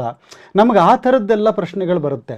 ಈ ಎರಡು ಧರ್ಮದ ಮಧ್ಯೆ ಯಾವುದು ದೊಡ್ಡ ಧರ್ಮ, ಯಾವುದು ಚಿಕ್ಕ ಧರ್ಮ, ಅದನ್ನು ಆರಿಸೋದು ತುಂಬ ಕಷ್ಟನಲ್ಲ? ತುಂಬ ಸೂಕ್ಷ್ಮವಾದ ಪ್ರಶ್ನೆ ಇದು. ಇದಕ್ಕೆ ಏನಂತಂದರೆ ರಾಮಾಯಣದಲ್ಲಿ ಇದ್ರ ಬಗ್ಗೆ ತುಂಬ ಸ್ಪಷ್ಟವಾಗಿ ಬರೆದಿಲ್ಲ. ಇನ್ನೊಂದು, ರಾಮ ಅಕಸ್ಮಾತ್ ವಾಲಿಯ ಜೊತೆ ಸಂಧಾನ ಮಾಡ್ಕೊಂಡಿದ್ರೆ ಏನಾಗ್ತಿತ್ತು ಅಂತ ಅನ್ನೋದು ಒಂದು ಚಿಂತನೆ. ಅದು ರಾಮಾಯಣದಲ್ಲಿ ಹಾಗಿಲ್ಲ. ಆದರೆ ವಾಲಿಗೂ ಮತ್ತು ರಾವಣನಿಗೂ ಒಂದು ಸಂಧಾನ ಆಗಿತ್ತು. ಏನು ಸಂಧಾನ ಅಂತಂದ್ರೆ, ನಂದೆಲ್ಲ ನಿಂದು, ನಿಂದೆಲ್ಲ ನಂದು ಅಂತ. ಏನು ಸಂಧಾನ ಅಂತ ನಾನು ಶ್ಲೋಕವನ್ನು ಓದ್ತೀನಿ. ದಾರಾಹ ಪುತ್ರಾಹ ಪುರಂ ರಾಷ್ಟ್ರಂ ಭೋಗಾಚ್ಛಾದನ ಭೋಜನಂ. ದಾರಾಹ ಹೆಂಡಂದ್ರು ವಿ ಆರ್ ಶೇರ್ಡ್. ಇಬ್ರು ಕೂಡ ನಿನ್ನ ಹೆಂಡತಿ ನನ್ನ ಹೆಂಡತಿ, ನನ್ನ ಹೆಂಡತಿ ನಿನ್ನ ಹೆಂಡತಿ, ನನ್ನ ಮಗ ನಿನ್ನ ಮಗ, ನಿನ್ನ ಮಗ ನನ್ನ ಮಗ. ಪುರಂ ರಾಷ್ಟ್ರಂ, ನಿನ್ನ ರಾಜಧಾನಿ ನನ್ನ ರಾಜಧಾನಿ, ನಿನ್ನ ರಾಜ್ಯ ನನ್ನ ರಾಜ್ಯ. ಭೋಗಾಚ್ಛಾದನ ಭೋಜನಂ, ನೀನು ಊಟ ಮಾಡೋದು ನಾನು ಊಟ ಮಾಡಬೇಕು, ನಾನು ಊಟ ಮಾಡೋದು ನೀನು ಊಟ ಮಾಡಬೇಕು. ಸರ್ವಮೇವ ಅವಿಭಕ್ತನ್ನೋ, ಇದೆರಡೂ ಕೂಡ ನಮಗೆ ಸಮಾನವಾಗಿರಬೇಕು. ಇದು ಪದ್ಮಪುರಾಣದಲ್ಲಿ ಉತ್ತರಕಾಂಡದಲ್ಲೇ ಇದೆ ಈ ವಾಕ್ಯ. ಸರ್ವಮೇವ ಅವಿಭಕ್ತನ್ನೋ ಭವಿಷ್ಯತಿ ಹರೀಶ್ವರ ಅಂತ ಅದೊಂದು ತುಂಬ ಪ್ರಧಾನವಾದಂಥ ಒಂದು ವಚನ. ಹೀಗಾಗಿ ಅತ್ಯಂತ ಅಧರ್ಮಿಯಾದ ರಾವಣನ ಜೊತೆಗೆ ಸಂಧಾನ ಮಾಡಿಕೊಂಡ ವಾಲಿ ಅವನನ್ನು ಏನು ಅಂತ ಕರಿಬೇಕು? ಸಂಧಾನ ಮಾಡಿಸ್ಬೋದಿತ್ತು ಅಂತ ಹೇಳ್ತೀರಾ ನೀವು. ಈಗ ಸೀತಾಪಹರಣ ಮಾಡಿರೋದೇ ರಾವಣ, ಅವನ ಜೊತೆಗೆ ಇವಂದು ಒಂದು ಅಲಯನ್ಸ್ ಇದೆ, ಅದು ಅಷ್ಟು ಕೆಟ್ಟ ಅಲಯನ್ಸ್, ತುಂಬಾ ಘನಿಷ್ಠವಾದ ಅಲಯನ್ಸ್. ಅದರಿಂದನೇ ಮಂಡೋದರಿಯನ್ನು ನಾವು ದೊಡ್ಡ ಪತಿವ್ರತೆ ಅಂತ ಕರಿತೀವಿ. ಯಾಕೆ ಮಂಡೋದರಿಯನ್ನು ದೊಡ್ಡ ಪತಿವ್ರತೆ ಅಂತ ಕರಿತೀವಿ? ಅಹಲ್ಯ, ದ್ರೌಪದಿ, ಸೀತಾ, ತಾರಾ, ಮಂದೋದರಿ ತಥಾ ಪಂಚಕನ್ಯಾ ಸ್ಮರೇ ನಿತ್ಯಂ ಮಹಾಪಾತಕ ನಾಶನ. ದಿವಸ ಬೆಳಗ್ಗೆ ಎದ್ದು ನಾವು ಮಂದೋದರಿಯನ್ನು ಸ್ಮರಣೆ ಮಾಡ್ಕೊಳ್ತೀವಿ, ರಾವಣ ಪತ್ನಿಯನ್ನ. ಇದ್ರ ಹಿಂದಿನ ಮರ್ಮ ಏನು ಅಂತಂದ್ರೆ, ಇಂಥ ಆಪತ್ತಿಗೆ ಸಿಕ್ಕಾಕೊಂಡು ತನ್ನನ್ನು ತಾನು ರಕ್ಷಿಸಿಕೊಂಡಿರತಕ್ಕಂಥ ಧೀರ ಮಹಿಳೆ ಮಂದೋದರಿ. ಇಂಥ ಗಂಡನೇ ಈ ತರ ಮಾಡಿದಾಗ್ಲೂ ಕೂಡ ಅದನ್ನೆಲ್ಲವನ್ನೂ ಕೂಡ ಸ್ಪಷ್ಟವಾಗಿ ಬರೆದಿಲ್ಲ, ಯಾವ ಪುರಾಣದಲ್ಲೂ ಕೂಡ ಸ್ಪಷ್ಟವಾಗಿ ಬರೆದಿಲ್ಲ. ಆದ್ರೆ ಗಂಡ ಇನ್ನೊಬ್ಬ ರಾಕ್ಷಸನ ಜೊತೆಗೆ ಇಂಥ ಒಂದು ಅಲಯನ್ಸ್ ಮಾಡಿಕೊಂಡಾಗ ಅವಳು ಯಾವ ಸ್ಥಿತಿಗೆ ಸಿಕ್ಕಿರಬಹುದು, ಯಾವ ಸ್ಥಿತಿಗೆ ಸಿಕ್ಕೊಂಡಾಗ ತನ್ನನ್ನು ರಕ್ಷಣೆ ಮಾಡಿಕೊಂಡಿದ್ದಾಳೆ ಅವಳು. ಅಹಲ್ಯೆ ತುಂಬಾ ಕಷ್ಟದ ಪರಿಸ್ಥಿತಿಗೆ ಸಿಕ್ಕಾಕೊಂಡು ತನ್ನನ್ನು ರಕ್ಷಣೆ ಮಾಡಿಕೊಂಡವಳು. ಇವರನ್ನು ಸುಮ್ಮನೆ ಏನೋ ಋಷಿ ಪತ್ನಿಯರು ಅಂತ ನಾವು ಸ್ಮರಣೆ ಮಾಡ್ಕೊಳ್ಳೋದಲ್ಲ ಇವ್ರನ್ನ ಯಾರನ್ನು ಕೂಡ. ದ್ರೌಪದಿ ಎಷ್ಟು ಕಷ್ಟದ ಪರಿಸ್ಥಿತಿ, ಎಲ್ಲ ಸಭೆಯ ಮಧ್ಯದಲ್ಲಿ ಸೀರೆಯನ್ನು ಎಳೆಸ್ಕೊಂಡು ಆ ಕಷ್ಟಕ್ಕೆ ಸಿಕ್ಕಾಕೊಂಡವಳು. ಆದರೆ ಅವಳು ತನ್ನ ಚಾರಿತ್ರ್ಯವನ್ನು ರಕ್ಷಣೆ ಮಾಡಿಕೊಂಡ್ಳು, ತನ್ನನ್ನು ತಾನು ರಕ್ಷಣೆ ಮಾಡಿಕೊಂಡ್ಳು ಅವಳು. ಅಹಲ್ಯ, ದ್ರೌಪದಿ, ಸೀತೆಯ ಪರಿಸ್ಥಿತಿ, ರಾವಣನ ಮನೆಯಲ್ಲಿದ್ದು ಕಷ್ಟಪಟ್ಟವಳು. ತಾರೆ, ಬೃಹಸ್ಪತಿಯ ಹೆಂಡತಿ, ಬಲಾತ್ಕಾರದಿಂದ ಚಂದ್ರನ ಮನೆಗೆ ಹೋದವಳು. ಅನೇಕ ರೀತಿ ಇವರೆಲ್ಲರೂ ಕೂಡ ಬಲಾತ್ಕಾರಕ್ಕೆ ಒಳಗಾದವರೇ, ಆದರೆ ತಮ್ಮನ್ನು ತಾವು ರಕ್ಷಿಸಿಕೊಂಡಿದ್ದಾರೆ. ಅವರ ಧೈರ್ಯವನ್ನು ನಾವು ನೋಡ್ಕೊಳ್ಬೇಕು, ಅದನ್ನು ನಮ್ಮ ಜೀವನದಲ್ಲಿ ನಾವು ಅಳವಡಿಸ್ಕೊಳ್ಬೇಕು ಅಂತ ಅನ್ನೋದಕ್ಕೆ ನಾವು ಪ್ರತಿನಿತ್ಯ 5 ಮಹಿಳೆಯರ ಸ್ಮರಣೆ ಮಾಡ್ತೀವಿ. ಅಂತಹ ನೀಚವಾದ ಅಲಯನ್ಸ್ ನೀಚ. ಆದ್ರಿಂದಾಗಿ ಅವನನ್ನು ಸಂಹಾರ ಮಾಡಿದ್ದು ಸರಿ ಅಂತ. ಆದರೆ ಕಡೆಗೆ ವಾಲಿ ಹೇಳ್ತಕ್ಕಂತಹ ಮಾತು, ನದೋಷಂ ರಾಘವೇ ದಧ್ಯೋ ಧರ್ಮೇ ಅಧಿಗತ ನಿಶ್ಚಯ.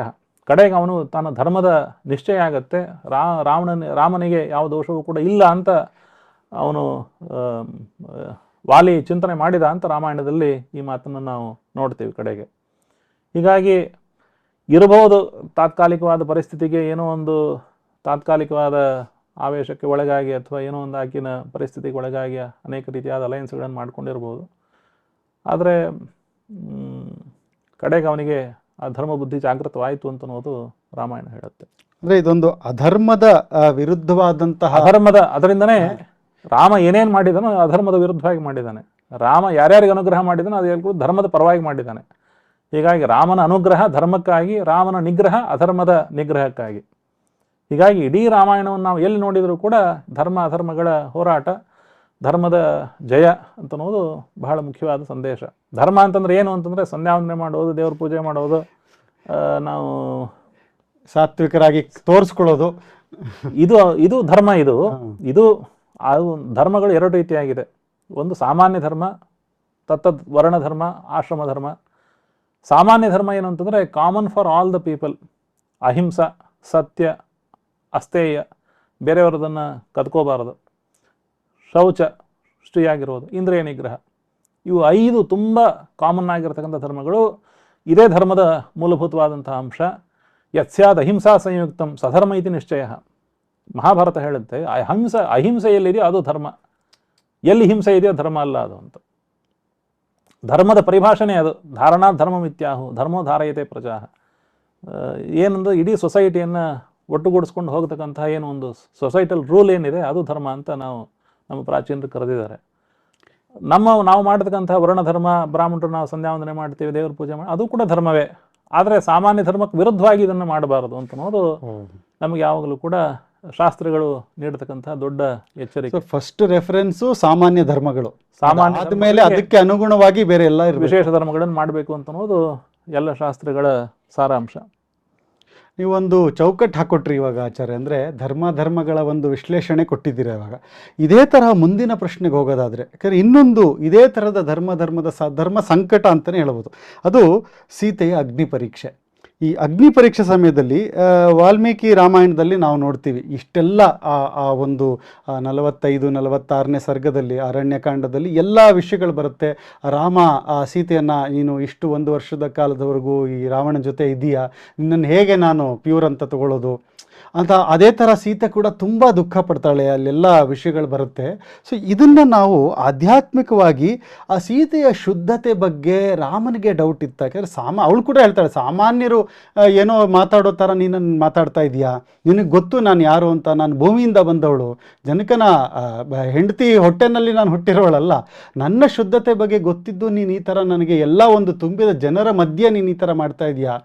ಪ್ರೈವೇಟಾಗಿ ಕೇಳಿದ್ರು ಅದೊಂಥರ, ಅಂದರೆ ಓಪನ್ ಆಗಿ ಹೆಣ್ಮಕ್ಳಿಗೆ ಸಾಮಾನ್ಯವಾಗಿ ನಾವೇನಾದರೂ 4 ಜನದ ಮುಂದೆ ಏನಾದರೂ ಇನ್ಸಲ್ಟ್ ಮಾಡಿಬಿಟ್ರೆ ತುಂಬ ತಡ್ಕೊಳಕ್ಕಾಗಲ್ಲ. ಹಾಗಾಗಿ ಇದು ಒಂದು ಧರ್ಮ ಹೇಗೆ ಇದು, ಯಾಕೆಂದರೆ ಆ ಸೀತೆ ಅವಳು ಮಹಾಲಕ್ಷ್ಮಿ ಅಂತಂದರೂ ಆ ಒಂದು ಸಂದರ್ಭದಲ್ಲಿ ಒಂದು ಪತ್ನಿಯಾಗಿ ಅದು ಅಷ್ಟೆಲ್ಲ ವಿಜಯ ಆಗಿ ರಾವಣನ ಗೆದ್ದು ಆಚೆ ಬಂದು ಸರ್ವಾಲಂಕಾರವಾಗಿ ಅವಳು ಆಚೆ ಬಂದು ತಕ್ಷಣ ಈ ಥರ ರಾಮ ನೀನು ಎಲ್ಲಿ ಬೇಕಾದರೂ ಹೋಗು, ನನಗೆ ನನ್ನ ಕರ್ತವ್ಯ ಆಗೋಗ್ಬಿಟ್ಟಿದೆ ಅಂತ ಮಾತಾಡ್ತಾನಲ್ಲ, ಮತ್ತು ಆ ಅಗ್ನಿ ಪರೀಕ್ಷೆಗೆ ಒಳಗಾಗ್ತಾಳೆ ಅವಳಾಗೆ ಅವಳು. ಆ ಒಂದು ವಿಷಯದ ಬಗ್ಗೆ ತಾವು ಹೇಗೆ ಧರ್ಮದ ಚಿಂತನೆ ನಾವು ಇದರ ಮೇಲೆ ನಡೆಸ್ಬೋದು, ಇದ್ರ ಹಿಂದೆ ಏನು ಮರ್ಮಗಳಿದೆಯಾ, ಯಾವ ಥರ ನಾವು ತಿಳ್ಕೊಬೇಕಿದ್ರ ಬಗ್ಗೆ ಅಂತ? ಈ ವಿಷಯದಲ್ಲೂ ಕೂಡ ನಾವು ಚಿಂತನೆ ಮಾಡಬೇಕಾದ ಅಂಶಗಳು ಅನೇಕ ಇವೆ. ರಾಮನ ಮನಸ್ಸಿನಲ್ಲಿ ಏನಿತ್ತು, ಸೀತೆಯ ಮನಸ್ಸಿನಲ್ಲಿ ಏನಿತ್ತು, ಮತ್ತು ಸೀತೆಯ ಅಪಹರಣ ನಿಜವಾಗ್ಲೂ ಆಗಿತ್ತೋ ಇಲ್ವೋ ಅಂತ ಅನ್ನೋದು ಕೂಡ ಒಂದು ಅಂಶ. ವಾಲ್ಮೀಕಿ ರಾಮಾಯಣದಲ್ಲಿ ಈ ವಿಷಯ ಬಂದಿಲ್ಲ, ಆದರೆ ತುಳಸಿ ರಾಮಾಯಣದಲ್ಲೂ ಕೂಡ ಸೀತಾ ಪ್ರತಿಕೃತಿಯ ಅಪಹರಣ ಆಗಿತ್ತು ಅಂತನೋ ಅಂಶವನ್ನು ಅಗ್ನಿ ಒಂದು ಹೊಸದಾಗಿ ಪ್ರತಿಕೃತಿಯನ್ನು ತೆಗೆದುಕೊಂಡು ಅಲ್ಲಿ ಇಟ್ಟಿದ್ದ, ಆ ಪ್ರತಿಕೃತಿಯನ್ನು ರಾವಣ ಹೊತ್ಕೊಂಡು ಹೋದ ಅಂತನೋ ಅಂಶ ವಾಲ್ಮೀಕಿ ರಾಮಾಯಣದಲ್ಲಿ ಇಲ್ಲದೇ ಇದ್ದರೂ ಕೂಡ ತುಳಸಿ ರಾಮಾಯಣದಲ್ಲಿ ಬಂದಿದೆ. ಅದು ತುಳಸಿ ರಾಮಾಯಣ ಅಂತನೋದು ಒಂದು ಪ್ರಮುಖವಾದ ಒಂದು ಪಾಪ್ಯುಲರ್ ವರ್ಷನ್ ಅಂತನೋದು ಒಂದು ಹೌದು, ಆದರೆ ಏನು ಬೇಸ್ ಇಲ್ಲದೆ ಇರತಕ್ಕಂಥ ಪಾಪ್ಯುಲರ್ ವರ್ಷನ್ ಅಲ್ಲ ಅದು. ಅಂದರೆ ಶಾಸ್ತ್ರೀಯವಾಗಿ ನಾವು ಒಪ್ಪುವಂತಹ ಗ್ರಂಥ ಅಂತೀರ. ಆ ತುಳಸಿ ರಾಮಾಯಣದ ರಾಮಚರಿತ ಮಾನಸದ ಆರಂಭದಲ್ಲಿ ತುಳಸಿದಾಸರು ಒಂದು ಮಾತನಾಡ್ತಾರೆ, ನಾನಾ ಪುರಾಣ ನಿಗಮಾಗಮ ಸಮ್ಮತಂ ಯತ್ ರಾಮಾಯಣೇ ನಿಗದಿತಂ ಕ್ವಚಿದ್ ಅನ್ಯತೋಪಿ. ನಾನು ಹೇಳ್ತಕ್ಕಂಥ ಕಥೆ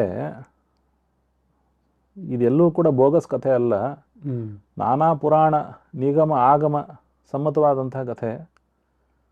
ಕೆಲವು ಕಡೆ ರಾಮಾಯಣದಲ್ಲಿ ಹೇಳಿದ್ದನ್ನು ತೊಗೊಂಡಿದ್ವಿ, ಕ್ವಚಿತ್ ಅನ್ಯತೋಪಿ ಬೇರೆ ಕಡೆಯಿಂದನೂ ಕೂಡ ತೊಗೊಂಡಿದ್ದೀನಿ.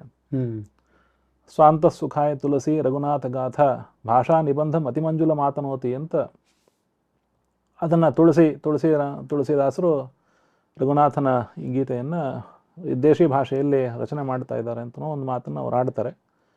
ಹೀಗಾಗಿ ಅದರಲ್ಲಿ ಅನೇಕ ಅಂಶಗಳು ಮೂಲ ರಾಮಾಯಣದಲ್ಲಿ ಇಲ್ಲದೇ ಇರುವ ಅನೇಕ ಅಂಶಗಳು ಅದರಲ್ಲಿ ಬಂದಿರಬಹುದು.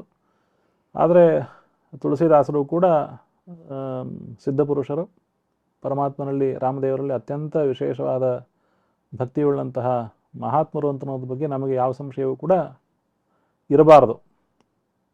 ಹೀಗಾಗಿ ಅನೇಕ ವಿಷಯಗಳು ಅದರಲ್ಲಿ ಇಲ್ಲದೇ ಇರುವುದು ಕೂಡ ಇದರಲ್ಲಿ ಬಂದಿದೆ. ಅದರಲ್ಲಿ ಸೀತಾ ಇದನ್ನು ಮಧ್ವಾಚಾರ್ಯರು ಕೂಡ ಹೇಳಿದ್ದಾರೆ. ಅವರು ಸೀತೆಯ ಪ್ರತಿಕೃತಿಯನ್ನು ಅಪಹರಣ ಮಾಡಿದ್ದಷ್ಟೇ ಹೊರತು ಆ ರಾವಣನಿಗೆ ರಾಮನ ಹೆಂಡತಿಯಾದ ಮಹಾಲಕ್ಷ್ಮಿ ಸ್ವರೂಪಳಾದ ಸೀತೆಯನ್ನು ಅಪಹರಣ ಮಾಡುವ ಆ ಯೋಗ್ಯತೆ ಇಲ್ಲ ಅಂತನೋ ಮಾತನ್ನು ಅವರು ಹೇಳಿದ್ದಾರೆ. ಈ ಅಂಶವನ್ನು ಬಿಟ್ಟರೂ ಕೂಡ ನಾವು ಲೋಕದಲ್ಲಿ ಯಾವ ರೀತಿಯಾಗಿ ಇರಬೇಕು ಅಂತನ್ನೋದನ್ನು ತೋರಿಸ್ಲಿಕ್ಕೋಸ್ಕರವಾಗಿ ರಾಮಾಯಣದಲ್ಲಿ ಈ ಸೀತಾಪಹರಣದ ವೃತ್ತಾಂತ ಅಂತನ್ನೋದನ್ನು ವಿಸ್ತಾರವಾಗಿ ಬಂದಿದೆ. ಅಲ್ಲಿ ಸೀತೆಯನ್ನು ಕರ್ಕೊಂಡು ಬರ್ತಾರೆ.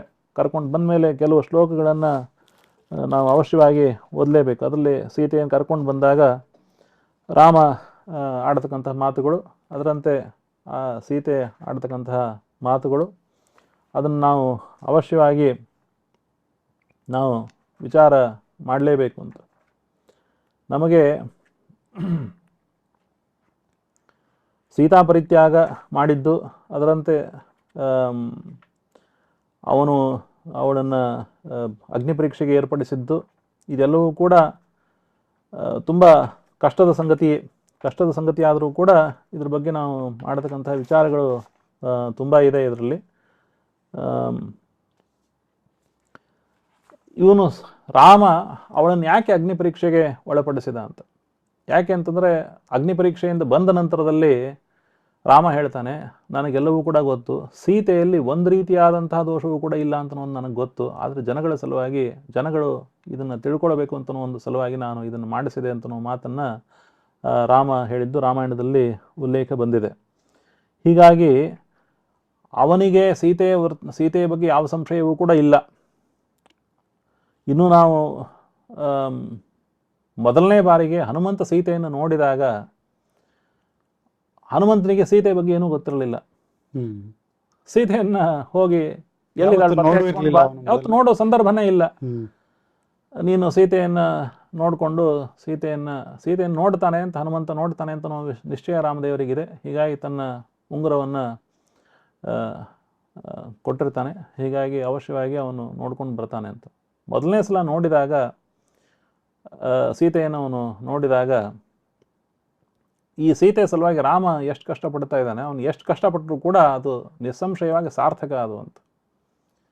ಈ ಸೀತೆಯ ಸಲುವಾಗಿ 3 ಲೋಕಗಳನ್ನು ರಾಮನಾಶ ಮಾಡಿದರೂ ಕೂಡ ತಪ್ಪಲ್ಲ, ಅಂಥ ಯೋಗ್ಯಳಾದ ಹೆಂಡತಿ ಸೀತೆ ಅಂತನ್ನೋದು ಹನುಮಂತನಿಗೆ ಅರಿವಾಗುತ್ತೆ. ಮೊದಲನೇ ಸಲ ನೋಡಿದಾಗ ಇವಳ ಸಲುವಾಗಿ ವಾಲಿಯನ್ನು ಕೊಂದ, ಅತ್ಯಂತ ಯೋಗ್ಯ, ಇಲ್ಲಿ ತನಕ ಇಷ್ಟೆಲ್ಲ ಕಷ್ಟಪಟ್ಕೊಂಡು ಬಂದಿರು ಎಲ್ಲವೂ ಕೂಡ ಅತ್ಯಂತ ಯೋಗ್ಯ, ಇವಳ ಸಲುವಾಗಿ 3 ಲೋಕಗಳನ್ನು ನಾಶ ಮಾಡಿ ಇವಳನ್ನ ಕರ್ಕೊಂಡು ಹೋದರೆ ಅತ್ಯಂತ ಯೋಗ್ಯ ಅಂತ ಅಷ್ಟು ಅವನಿಗೆ ಕನ್ವಿನ್ಸಿಂಗ್ ಆಗತಕ್ಕಂತಹ ವ್ಯಕ್ತಿತ್ವ ಸೀತೆ ಇದ್ದು. ಹೀಗಾಗಿ ಸೀತೆ ಏನು ಮಾಡಿದ್ಲು ವನವಾಸದಲ್ಲಿ ಅಂತನ್ನೋದು ಈ ರಾವಣನ ಅಂತಃಪುರದಲ್ಲಿ ಅಥವಾ ಅಲ್ಲಿ ಅಶೋಕವನದಲ್ಲಿದ್ದಾಗ ಸೀತೆ ಯಾವ ರೀತಿ ಇದ್ಲು ಅಂತನ್ನೋದನ್ನು ನೀವು ರಾಮಾಯಣದ ಮಾತಿನಲ್ಲಿ ನೋಡಬೇಕು.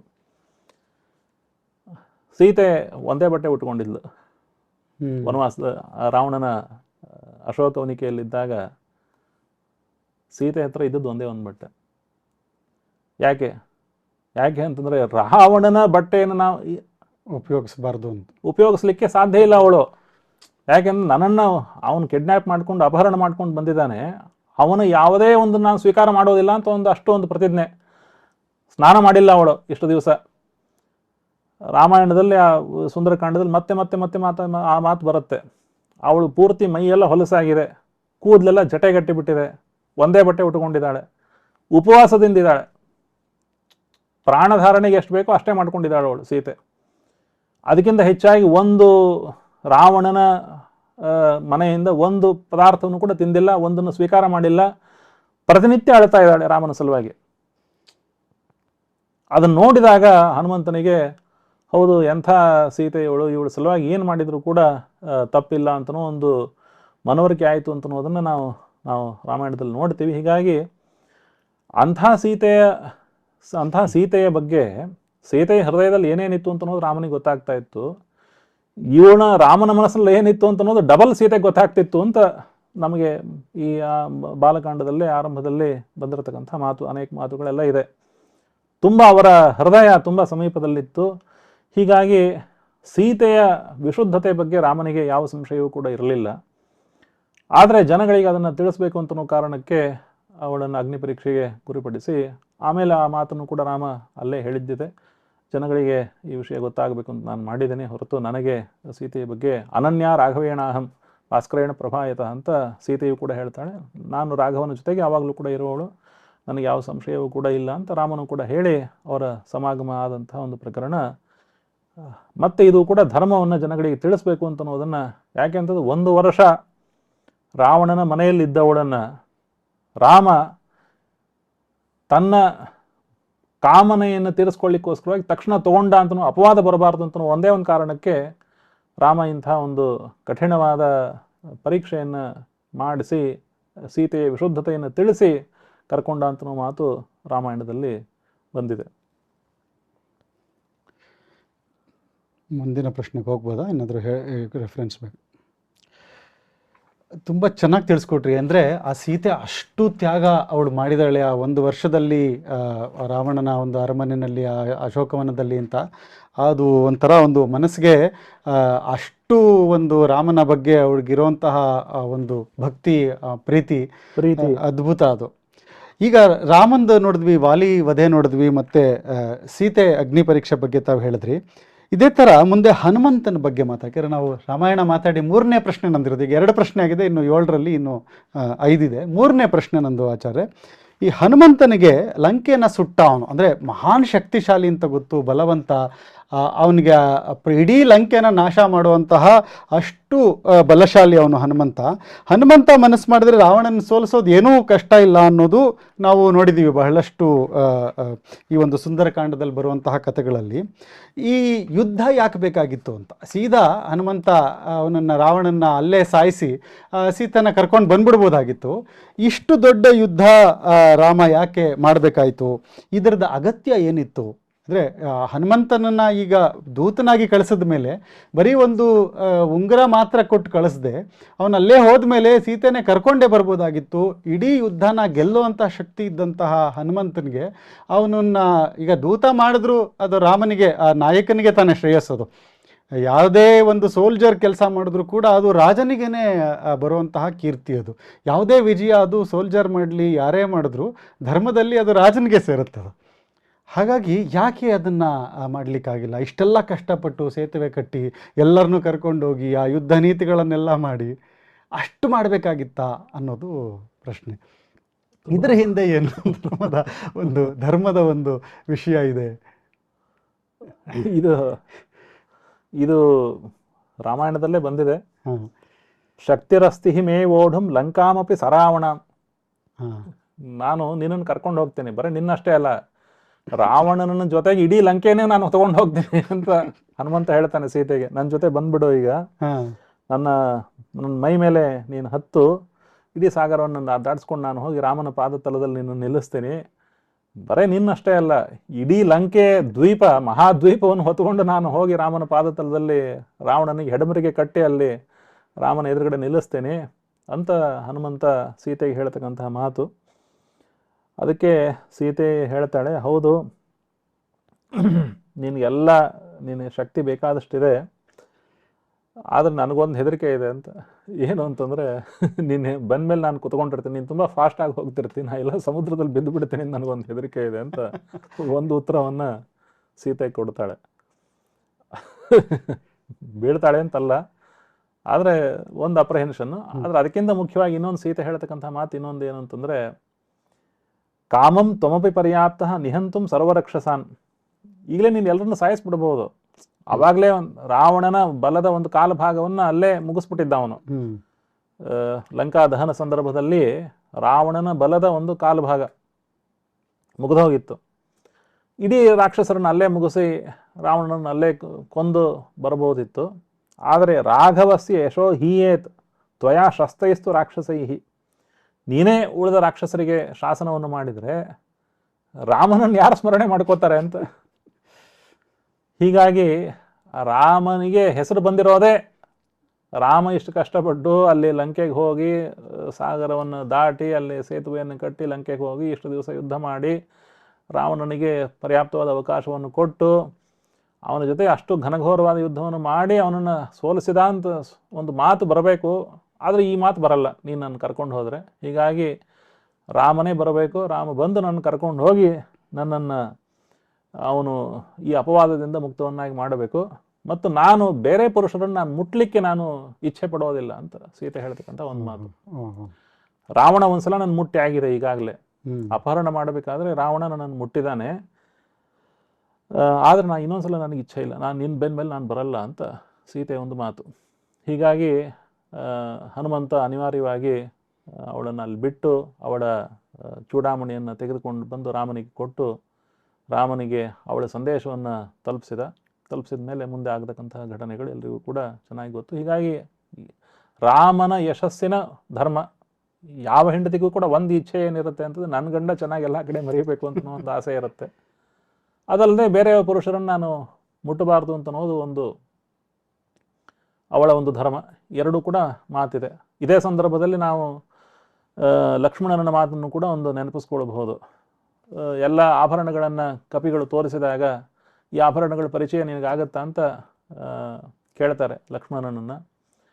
ನನಗೆ ಕೇಯೂರ ಮತ್ತು ಕುಂಡಲಗಳ ಬಗ್ಗೆ ನನಗೆ ಪರಿಚಯ ಇಲ್ಲ, ಅದು ನೂಪುರಗಳ ಪರಿಚಯ ನನಗಿದೆ, ಕಾಲಿಗೆ ಹಾಕತಕ್ಕಂಥ ಕಾಲುಂಗರದ ಪರಿಚಯ ನನಗಿದೆ, ಯಾಕೆ ನಿತ್ಯವೂ ಕೂಡ ನಾನು ನಮಸ್ಕಾರ ಮಾಡ್ತಿದ್ದೆ, ಅದನ್ನೊಂದನ್ನು ನಾನು ನೋಡಿದ್ದೇನೆ ಅಂತ ಲಕ್ಷ್ಮಣ ಹೇಳ್ತಕ್ಕಂಥ ಮಾತು. ಹೀಗಾಗಿ ಸ್ತ್ರೀಯರಿಗೆ ಪರಪುರುಷರ ಸ್ಪರ್ಶ ಅಂತ ಅನ್ನೋದು ಇಲ್ಲ. ಹೀಗಾಗಿ ಸೀತೆಗೆ ಆ ವಿಷಯದಲ್ಲಿ ಇಚ್ಛೆ ಇರಲಿಲ್ಲ. ಹೀಗಾಗಿ ಇಂಥ ಒಂದು ಮತ್ತು ಸಡನ್ನಾಗಿ ಹನುಮಂತ ಬಂದು ಇದೆಲ್ಲನೂ ಕೂಡ ನಾಶ ಮಾಡಿದರೆ ಇದು ಧರ್ಮಾಧರ್ಮಗಳ ದೊಡ್ಡ ಸಂಗ್ರಾಮ ಆಗಲ್ಲ. ಇಲ್ಲಿ ರಾಮ, ಆ ಕಡೆ ರಾವಣ, ತುಂಬ ದೊಡ್ಡದಾದ ಯುದ್ಧ ಇದೆಲ್ಲವೂ ಕೂಡ ಆದಾಗ ಆ ಧರ್ಮದ ವಿಜಯ ಎಷ್ಟು ಕಷ್ಟದಿಂದ ಆಗಿದೆ, ಅಧರ್ಮದ ಪ್ರಾಭವ ಯಾವ ರೀತಿಯಾಗಿ ಎಷ್ಟು ಕಷ್ಟಪಡಬೇಕಾಯಿತು ಅಂತ ಅನ್ನೋದು ಒಂದು ತುಂಬ ಸುಂದರವಾಗಿ ತೋರಿಸ್ಲಿಕ್ಕೆ ಆಗತಕ್ಕಂಥ ಅವಕಾಶ ಇದೆಲ್ಲ ಭಗವಂತನ. ಅಂದರೆ ಆ ರಾಮನ ಒಂದು ಆ ಬಲ ಪರಾಕ್ರಮನ ತೋರಿಸೋದಕ್ಕೆ ಕೂಡ ಇದೊಂದು ಆಪರ್ಚುನಿಟಿ ಆಗುತ್ತೆ ಅಂತ. ಯಾಕೆಂದರೆ ಅವರೆಲ್ಲ ಅನೇಕ ವರಗಳಿದ್ದವರು, ಆ ಇಂದ್ರಜಿತು ಇರಲಿ, ವಿಭೀಷಣ ಇರಲಿ, ಎಲ್ಲರೂ ಮಹಾನ್ ತಪಸ್ಸುಗಳು ಮಾಡಿ ವರಗಳನ್ನು ಇಟ್ಕೊಂಡು ಅವಧ್ಯರು ಯಾರಿಂದನೂ ಆಗದೇ ಇರುವಂತಹ ದೊಡ್ಡ ದೊಡ್ಡ ಕೋಟೆಗಳು ಅದೆಲ್ಲ ಇರುವಂಥದ್ದನ್ನ ಒಂದು ಪರಾಕ್ರಮ ತೋರಿಸೋದಕ್ಕೆ ಇರೋದು ಅಂತಲೂ ತಿಳ್ಕೊಬೋದಾ ನಾವು? ಅಂದರೆ ರಾಮನ ಒಂದು ಶಕ್ತಿ ಏನು, ಅದರಿಂದನೇ ರಾಘವಸ್ಯ ಯಶೋ ಹೀಯೇತ್ ಅಂತ ಸೀತೆ ಹೇಳ್ತಕ್ಕಂಥ ಮಾತು.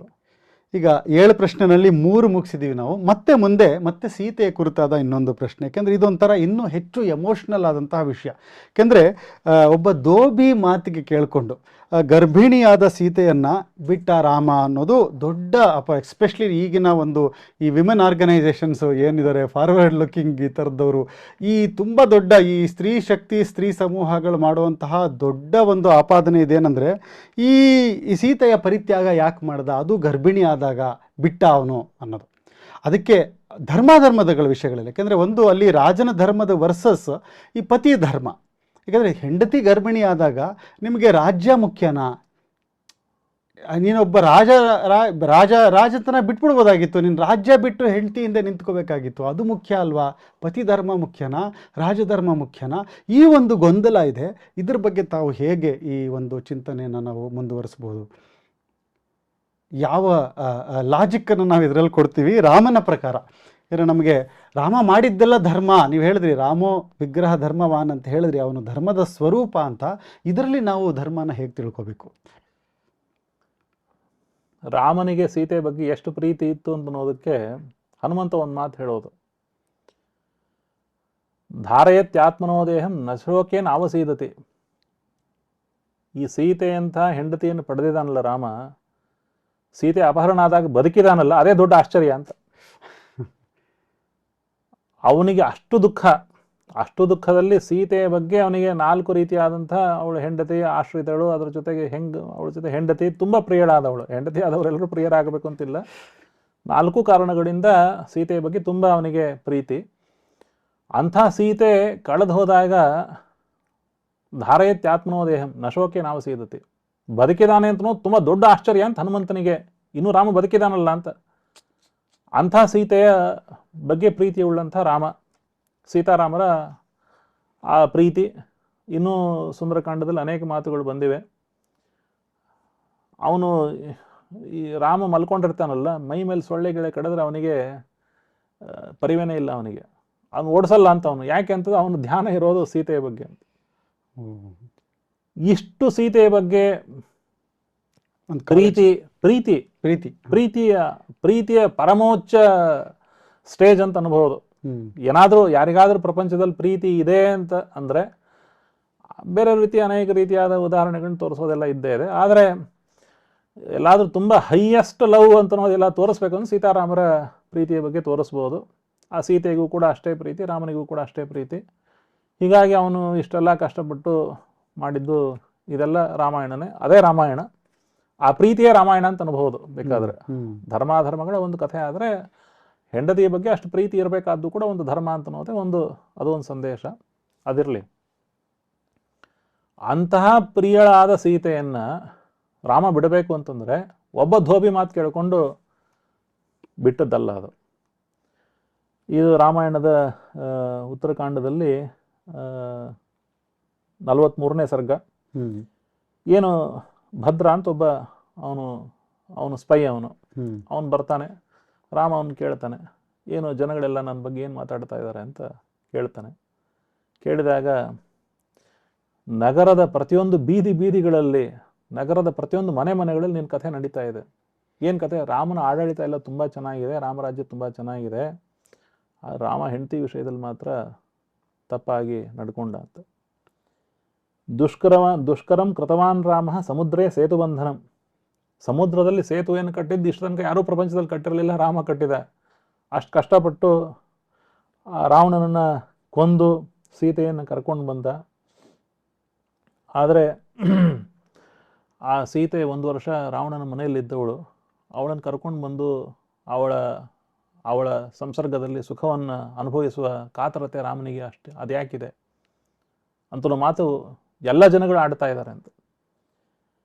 ಚತ್ವರ ಆಪಣ ಪಥ್ಯಾಸು ವನೇಶು ಉಪವನೇಶು ಚ, 4 ರಸ್ತೆಗಳು ಸೇರುವಂಥ ಚತ್ವರಗಳಲ್ಲಿ, ಅಂಗಡಿಗಳಲ್ಲಿ ಮತ್ತು ರೋಡ್ಗಳಲ್ಲಿ, ವನಗಳಲ್ಲಿ, ಕಾಡುಗಳಲ್ಲಿ, ಗಾರ್ಡನ್ಗಳಲ್ಲಿ ಜನಗಳು ಏನು ಮಾತಾಡ್ತಾ ಇದ್ದಾರೆ, ಇದೊಂದೇ ಮಾತಾಡ್ತಾ ಇದ್ದಾರೆ ಅಂತ ಮಾತನ್ನು ರಾಮನಿಗೆ ಅವನು ತಿಳಿಸ್ತಾನೆ. ತಿಳಿಸಿದ ತಕ್ಷಣ ರಾಮನಿಗೆ ತುಂಬ ದುಃಖ ಆಗೋಗುತ್ತೆ. ಅಂದರೆ ಇಲ್ಲಿ ಒಂದು ಪ್ರಶ್ನೆ ನನಗೆ ಬರೋದು ಆಚಾರ್ಯ, ಆಲ್ರೆಡಿ ಅಗ್ನಿ ಪರೀಕ್ಷೆ ಆಗಿತ್ತು, ಹಾಗಾಗಿ ಅವಳು ಅಗ್ನಿನಲ್ಲಿ ಶುದ್ಧಳಾಗೇ ಬಂದಿದ್ಲು. ಆದರೂ ಜನಗಳು ಈ ಥರ ಮಾತಾಡ್ಕೊಳ್ಳೋದು ಪಾಪ್ಯುಲರ್ ಆಗಿ ಎಲ್ಲ ಕಡೆ ಅಂದರೆ ನಮ್ಗೆ ಅದು ಅಸಹಜ ಅಂತ ಅನ್ಸಲ್ವಾ? ಅಗ್ನಿ ಪರೀಕ್ಷೆ ಆಗಿದ್ದು ಕತೆ ಎಲ್ಲ ನೋಡಿಲ್ದೇ ಇದ್ರೂ ನೋಡಿರ್ತಾರಲ್ವಾ? ಹೇಗೆ ನೋಡಿರ್ಲಿಕ್ಕೆ ಸಾಧ್ಯ? ಅಲ್ಲ, ನೋಡಿರ್ತಾರೆ, ಕೇಳಿರ್ತಾರೆ ಈ ಥರ ಆಗಿದೆ. ರಾಮಾಯಣ ಸೀರಿಯಲ್ ಆಗಿರಲಿಲ್ಲ, ಪುಸ್ತಕ ಪ್ರಿಂಟ್ ರಾಮಾಯಣ ಪುಸ್ತಕ ಪ್ರಿಂಟ್ ಆಗಿರಲಿಲ್ಲ. ಆಮೇಲೆ ರಾಮ ಏನು ಅಂತಂದ್ರೆ ತನ್ನ ಸಲುವಾಗಿ ಎಲ್ಲ ಕಡೆ ಪ್ರಚಾರ ಮಾಡ್ರಿ ಅಂತ ಜನಗಳಿಗೆ ಸೋಷಿಯಲ್ ಮೀಡಿಯಾ ರೀಲ್ಸ್ ಯಾರು ಮಾಡಿರಲಿಲ್ಲ ಅಂತ, ರೀಲ್ಸ್ ಮಾಡಿರಲಿಲ್ಲ, ರಾಮಾಯಣನೇ ಇರಲಿಲ್ಲ ರಾಮಾಯಣ. ಹೀಗಾಗಿ ಎಲ್ಲೋ ಘಟನೆ ನಡೆದದ್ದು, ಲಂಕೆಯಲ್ಲಿ ಲಂಕಾದ್ವೀಪ, ಎಲ್ಲೋ ಇರತಕ್ಕಂಥ ಲಂಕಾದ್ವೀಪ, ಅಲ್ಲಿರುವ ಘಟನೆ ಇಲ್ಲಿ ಜನಗಳಿಗೆ ತಿಳಿಬೇಕು ಅಂತಂದ್ರೆ ಪಕ್ಕದ ಊರಿನಲ್ಲಿ ಯಾರು ಸತ್ರು ಅದೇ ಗೊತ್ತಾಗ್ತಿರ್ಲಿಲ್ಲ ಮೊದಲು, 150 ವರ್ಷದ ಹಿಂದೆ ಅಂತಹ ಸಂದರ್ಭ. ಹೀಗಾಗಿ ಅದಕ್ಕಿಂತ ಹೆಚ್ಚಿನ ಸಂಗತಿ ಏನು ಅಂತಂದ್ರೆ ಜನಗಳು ಮಾತಾಡ್ಕೊಳ್ತಾ ಇದ್ದದ್ದು, ಏನಾದರೂ ಹೀಗಾಗಿಬಿಟ್ರೆ ನಮ್ಮ ಹೆಂಡತರ ವಿಷಯದಲ್ಲೂ ಕೂಡ ಹೀಗೆ ಆಗತ್ತೆ ಅಂತ ಜನಗಳ ಕನ್ಸರ್ನ್. ಅಸ್ಮಾಕಮಪಿ ದಾರೇಶ ಸಹನೀಯಂ ಭವಿಷ್ಯತಿ ಯಥಾಹಿ ಕುರುತೆ ರಾಜ ಪ್ರಜಾಸ್ತ ಮನುವರ್ತತೆ. ಜನಗಳು ನಮ್ಮ ಹೆಂಡದ ವಿಷಯದಲ್ಲೂ ಕೂಡ ನಾವು ಕರ್ಕೊಂಡು ಬಂದರೆ ನಮ್ಮದು ಕೂಡ ಸರಿ ಅಂತ ಆಗೋಗುತ್ತೆ, ನಮ್ಮ ಹೆಂಡತಿ ಎಲ್ಲೋ ಓಡಿ ಹೋಗಿರ್ತಾಳೆ, ಕರ್ಕೊಂಡು ಬಂದರೆ ಹಾಗೆ ಆಗುತ್ತೆ ಅಂತನೋ ರಾಜ ಹೇಗೆ ಮಾಡ್ತಾನೆ, ಜನಗಳು ಕೂಡ ಹಾಗೆ ಮಾಡೋ ಸ್ವಾಭಾವಿಕ. ಹೀಗಾಗಿ ಇದೆಲ್ಲ ನಾವು ಸಹಿಸ್ಕೊಳ್ಬೇಕಾಗತ್ತೆ ಅಂತನೋ ಮಾತುಗಳನ್ನ ಜನಗಳು ಆಡ್ತಾ ಇರ್ತಾರೆ. ಅದನ್ನು ಕೇಳಿ ಅವನು ದೂತ ಹೇಳ್ತಕ್ಕಂಥ ಮಾತಿದು, ಸ್ಪೈ ಹೇಳ್ತಕ್ಕಂಥ ಮಾತು. ಅದನ್ನು ಕೇಳಿ ರಾಮ ತನ್ನ ಎಲ್ಲ ಸಭಾಸದರನ್ನು ಅವನು ಕೇಳ್ತಾನೆ, ಹೌದಾ ಅಂತ. ಅವನ ಸ್ನೇಹಿತರು ಎಲ್ಲರನ್ನೂ ಕೂಡ ಕೇಳ್ತಾನೆ, ಈ ಮಾತಾಡ್ತಾ ಇರ್ತಾರೋ ಹೌದಾ ಅಂತ, ಈ ಮಾತುಗಳು ಬರ್ತಾ ಇರೋದು ಹೌದಾ ಅಂತ ಕೇಳ್ತಾನೆ. ಆ ಸಭಾಸದರು ಅವರಿಗೆ ಹೇಳಲಿಕ್ಕೆ ಮುಖ ಇಲ್ಲ, ಅವರು ತಲೆ ತಗ್ಗಿಸಿ ಕುತ್ಕೊಂಡ್ರು ಅಂತನೋ ಒಂದು ಮಾತನ್ನು ರಾಮಾಯಣ ಹೇಳ್ತಾ ಇದೆ. ಸರ್ವೇತು ಶಿರಸಾ ಭೂಮು ಅಭಿವಾದ್ಯ ಪ್ರಣಮ್ಯ ಚ ಪ್ರತ್ಯೂಚು ರಾಘವಂ ದೀನಂ ಏವಮೇತನ್ ನ ಸಂಶಯ. ಹೀಗೆ ಎಲ್ಲ ಜನಗಳು ಮಾತಾಡ್ತಾ ಇದ್ದಾರೆ ಅಂತನೋ ಮಾತುಗಳನ್ನು ಅವನ ಎಲ್ಲ ಸ್ನೇಹಿತರು ರಾಮನ ಎದುರುಗಡೆ ಹೇಳಿದರು ಅಂತನ್ನೋದನ್ನು ರಾಮಾಯಣ ಉಲ್ಲೇಖ ಮಾಡ್ತಾ ಇದೆ. ರಾಮನಿಗೆ ತುಂಬ ದುಃಖ ಆಗತಕ್ಕಂಥದ್ದು ಒಂದು ಸ್ವಾಭಾವಿಕ. ನಾವು ಉತ್ತರ ರಾಮಚರಿತೆಯಲ್ಲಿ ಇನ್ನೊಂದು ಮಾತು ತುಂಬ ಪ್ರಸಿದ್ಧವಾದ ಮಾತು, ಸ್ನೇಹಂ ದಯಾಂಚ ಸೌಖ್ಯಂಚ ಯದಿವಾ ಜಾನಕೀಮಪಿ ಆರಾಧನಾಯ ಲೋಕಸ್ಯ ಮುಂಚತೋ ನಾಸ್ತಿ ಮೇ ವ್ಯಥ. ಲೋಕದ ಆರಾಧನೆ, ಲೋಕವನ್ನು ನಾನು ಕಾಪಾಡಬೇಕಾದ್ದು, ಲೋಕವನ್ನು ಸರಿಯಾಗಿ ಇಟ್ಕೊಳ್ಬೇಕಾದ್ದು, ಜನಗಳು ಸುಖವಾಗಿರುವಂತೆ ಮಾಡೋದು ನನ್ನ ಕರ್ತವ್ಯ. ಇದರ ಸಲುವಾಗಿ ನಾನು ಏನು ಬೇಕಾದರೂ ಬಿಡ್ಲಿಕ್ಕೆ ರೆಡಿ ಇದ್ದೇನೆ. ಸ್ನೇಹ, ದಯೆ, ಸೌಖ್ಯ ಬೇಕಾದ್ರೆ ಜಾನಕಿನೂ ಕೂಡ ಬಿಡ್ಲಿಕ್ಕೆ ರೆಡಿ ಇದ್ದೇನೆ ಅಂತ ಮಾತನ್ನು ರಾಮಾಯಣ ಹೇಳ್ತಾನೆ. ಹೀಗಾಗಿ ಆ ರಾಮನ ಉದ್ದೇಶವೇ ಅದು, ಜನಗಳು ಸುಖವಾಗಿರಬೇಕು ಅಂತ ಅನ್ನೋದು, ಪ್ರಜೆಗಳ ಸುಖ ತನ್ನ ಸುಖಕ್ಕಿಂತ ಮೇಲೆ ಅಂತಕ್ಕಂತಹ ಒಂದು ಭಾವನೆ ಅವನಿಗಿದೆ. ಇದನ್ನೇ ನಾವು ನಮ್ಮ ಇಂಗ್ಲೆಂಡಿನ ರಾಜನ ವೃತ್ತಾಂತದಲ್ಲಿ ನಾವು ನೋಡ್ಬೋದು. 1932 ಕಿಂಗ್ ಎಡ್ವರ್ಡ್ 7 ರಾಜ, ಅವನು ಯಾವಳೊಬ್ಬನ ಡೈವರ್ಸಿನ್ನು ಲವ್ ಮಾಡ್ತಿರ್ತಾನೆ. ಡೈವರ್ಸಿನ್ನು ಮದುವೆ ಮಾಡಲಿಕ್ಕೆ ಇಂಗ್ಲೆಂಡಿನ ರಾಜಪದ್ಧತಿಯಲ್ಲಿ ಅವಕಾಶ ಇರಲ್ಲ. ಹೀಗಾಗಿ ನನಗೆ ರಾಜ್ಯ ಬೇಡ, ನಾನು ಅವಳ ಜೊತೆ ಮದುವೆ ಆಗ್ತೀನಿ ಅಂತ ಹೇಳಿ ಹೋಗಿ ಅವನು ಮದುವೆ ಆದ ಅಂತನೂ ಒಂದು ತುಂಬ ರೀಸೆಂಟ್ ಆದ ಘಟನೆ, 100 ವರ್ಷದ ಹಿಂದೆ ಆದಂಥ ಘಟನೆ. ಅದಕ್ಕೂ ಇದಕ್ಕೂ ನೀವು ತಾಳೆ ನೋಡಿಕೊಂಡ್ರೆ ನಿಮಗೆ ಸ್ಪಷ್ಟ ಆಗುತ್ತೆ. ಪ್ರಜಾಹಿತಕ್ಕಾಗಿ ದುಡಿಯೋರು ಬೇರೆ, ತನ್ನ ಹಿತಕ್ಕಾಗಿ, ತನ್ನ ಕಾಮಲಾಲಸಿಗಾಗಿ ಕರ್ತವ್ಯದಿಂದ ಪಲಾಯನ ಮಾಡುವುದು ಒಂದು ರೀತಿ ಬೇರೆ.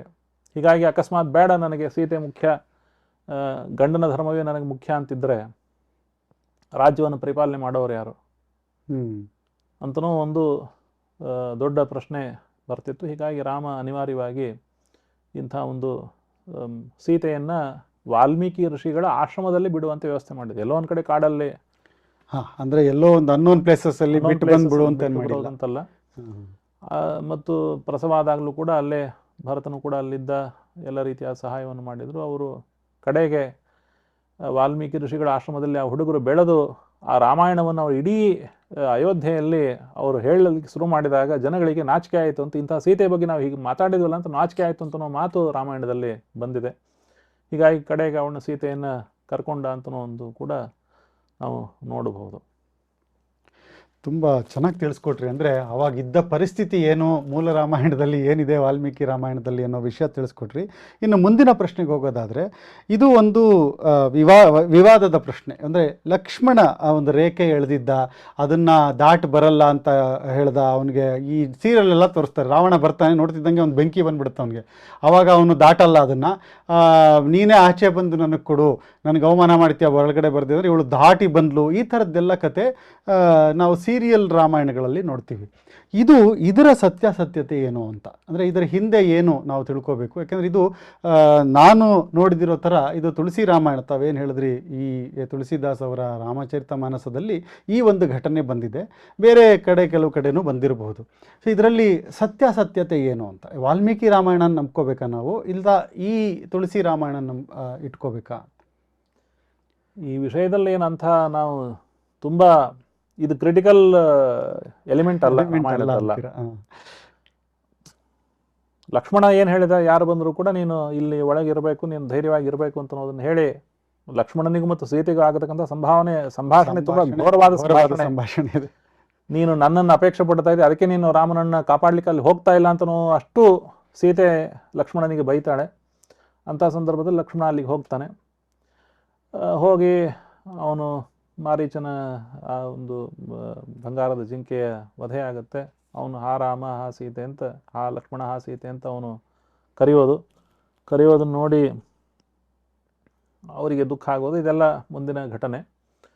ಹೀಗಾಗಿ ಆ ರಾವಣ ಬಂದು ಸೀತೆಯನ್ನು ಅಪಹರಣ ಮಾಡೋದು ಒಂದು ಪ್ರಮುಖವಾದ ಘಟ್ಟ ಅಷ್ಟೇ ಹೊರತು, ಆ ರೇಖೆಯನ್ನು ದಾಟಿ ಅವಳು ಅವನಿಗೆ ಆತಿಥ್ಯ ಮಾಡಿದ್ಲು ಅಥವಾ ಆ ರೇಖೆ ಒಳಗಿದ್ದ ಆತಿಥ್ಯ ಮಾಡಿದ್ಲು, ತುಂಬ ಅದೇನು ಅಂತ ಮಹತ್ವ. ಅಂದರೆ ಅದು ಸಮಾಜದಲ್ಲಿ ಯಾವ ಲೆವೆಲ್ಗೆ ಬಂದಿದೆ ಅಂದರೆ, ಈಗ ಒಂದು ಆ ಕಾಕ್ರೋಚ್ ಕಿಲ್ಲರ್ ಇದಕ್ಕೂ ಕೂಡ ಅದಕ್ಕೊಂದು ಲಕ್ಷ್ಮಣ್ ರೇಖಾ ಅಂತ ಹೆಸರಿಟ್ಬಿಟ್ಟಿದ್ದಾರೆ. ಅದೊಂದು ಬಳಪತ್ತರ ಬರೆದು ಸುತ್ತ ಇಟ್ಟರೆ ಒಳಗಡೆ ಬರಲ್ಲ ಅಂತಂದರೆ ಅಷ್ಟು ಪ್ರಭಾವ ಬೀರಿದೆ ನಮಗೆ ಆ ಒಂದು ಕತೆ. ಬೇರೆ ಯಾವುದಾದ್ರೂ ಪುರಾಣದಲ್ಲಿರುವಂತಹ ವಿಷಯಗಳದು ಇರಬಹುದು. ಹೀಗಾಗಿ ಅವರು ಈಗ ಮುಂದಿನ ಪ್ರಶ್ನೆಗೆ ಹೋಗೋದಾದರೆ ಆಚಾರ್ಯ, ಈ ಒಂದು ರಾವಣನ ಬಗ್ಗೆ, ಯಾಕೆಂದರೆ ನಾವಿಷ್ಟು ಹನುಮಂತನ ಬಗ್ಗೆ ತಾವು ತಿಳಿಸಿದ್ರಿ. ಈ ರಾವಣ ಮಹಾಶಕ್ತಿಶಾಲಿ ಜ್ಞಾನಿ ಅಂತ ಬಹಳಷ್ಟು ಕಡೆ ಅವನನ್ನು ಗ್ಲೋರಿಫೈ ಮಾಡಿರೋದಿದೆ. ಅವನನ್ನೇ ಹೀರೋ ಲೆವೆಲಲ್ಲಿ ತೊಗೊಂಬಂದ್ರಿ. ಇದೊಂದು ಏನೋ ಸೀತನ ಇಷ್ಟಪಟ್ಟ ಅನ್ನೋದನ್ನು ಬಿಟ್ಟರೆ ಅವನು ಮಹಾಶಿವಭಕ್ತ, ಮಹಾಜ್ಞಾನಿ ಮತ್ತು ಹೆಚ್ಚು ಶಕ್ತಿಶಾಲಿ, ಅಂದರೆ ಒಂದು ಸಕ್ಸಸ್ಫುಲ್ ಕಿಂಗ್ ಅಂತ ಹೇಳ್ಬೋದು. ಅಂದರೆ ಅವನ ದೃಷ್ಟಿಯಿಂದ ನೋಡೋದಾದರೆ ಇಷ್ಟು ಬುದ್ಧಿವಂತನಾದ ರಾಮ, ಇಷ್ಟು ಬುದ್ಧಿವಂತನಾದ ರಾವಣ, ಇಷ್ಟು ಶಕ್ತಿಶಾಲಿಯಾದ ರಾವಣ, ಅಂಥ ಒಂದು ವಿಜೃಂಭಣೆಯಾದ ಒಂದು ರಾಜ್ಯವನ್ನು ಕಟ್ಟಿದಂತಹ ಎಲ್ಲ ಥರದ ಲಕ್ಸುರಿಗಳು ಅಲ್ಲಿ ಇತ್ತು ಅಂತ ವರ್ಣನೆ ಬರುತ್ತೆ.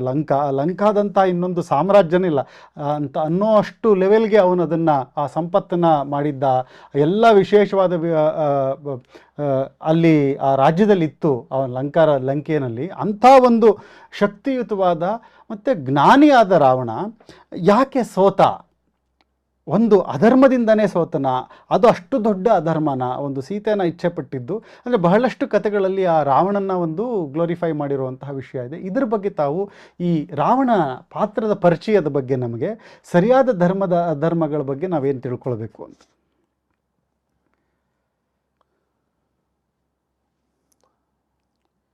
ಅವನು ಪುಲಸ್ತ್ಯ ಋಷಿಗಳ ಮೊಮ್ಮಗ.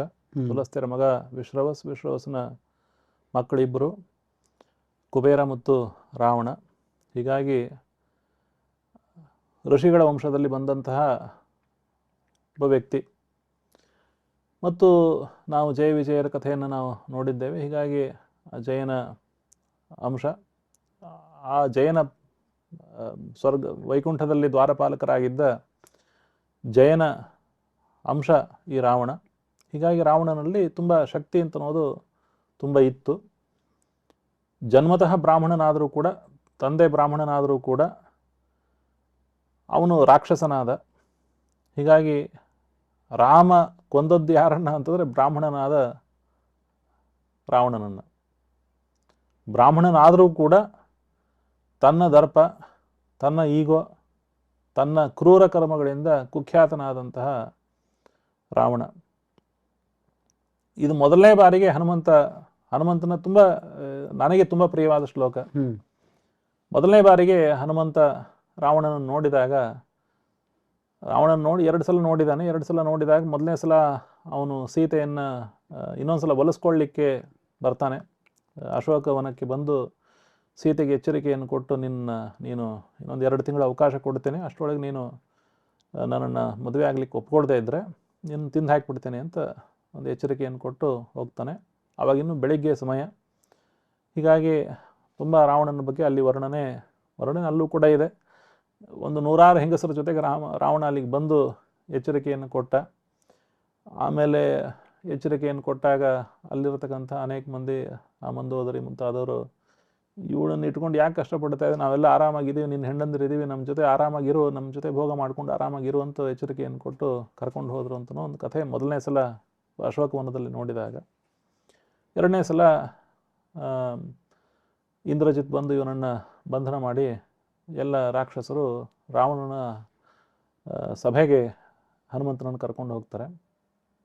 ಕರ್ಕೊಂಡು ಹೋದಾಗ ಅಲ್ಲಿ ಆಡತಕ್ಕಂಥ ಮಾತು, ಹನುಮಂತ ಆಡತಕ್ಕಂಥ ಮಾತು, ಅಹೋ ರೂಪಂ ಅಹೋ ಸತ್ವಂ, ಅಹೋ ರೂಪಂ ಅಹೋ ಧೈರ್ಯಂ, ಅಹೋ ಸತ್ವಂ ಅಹೋ ದ್ಯುತಿ, ಅಹೋ ರಾಕ್ಷಸ ರಾಜಸ್ಯ ಸರ್ವಲಕ್ಷಣಯುಕ್ತತ.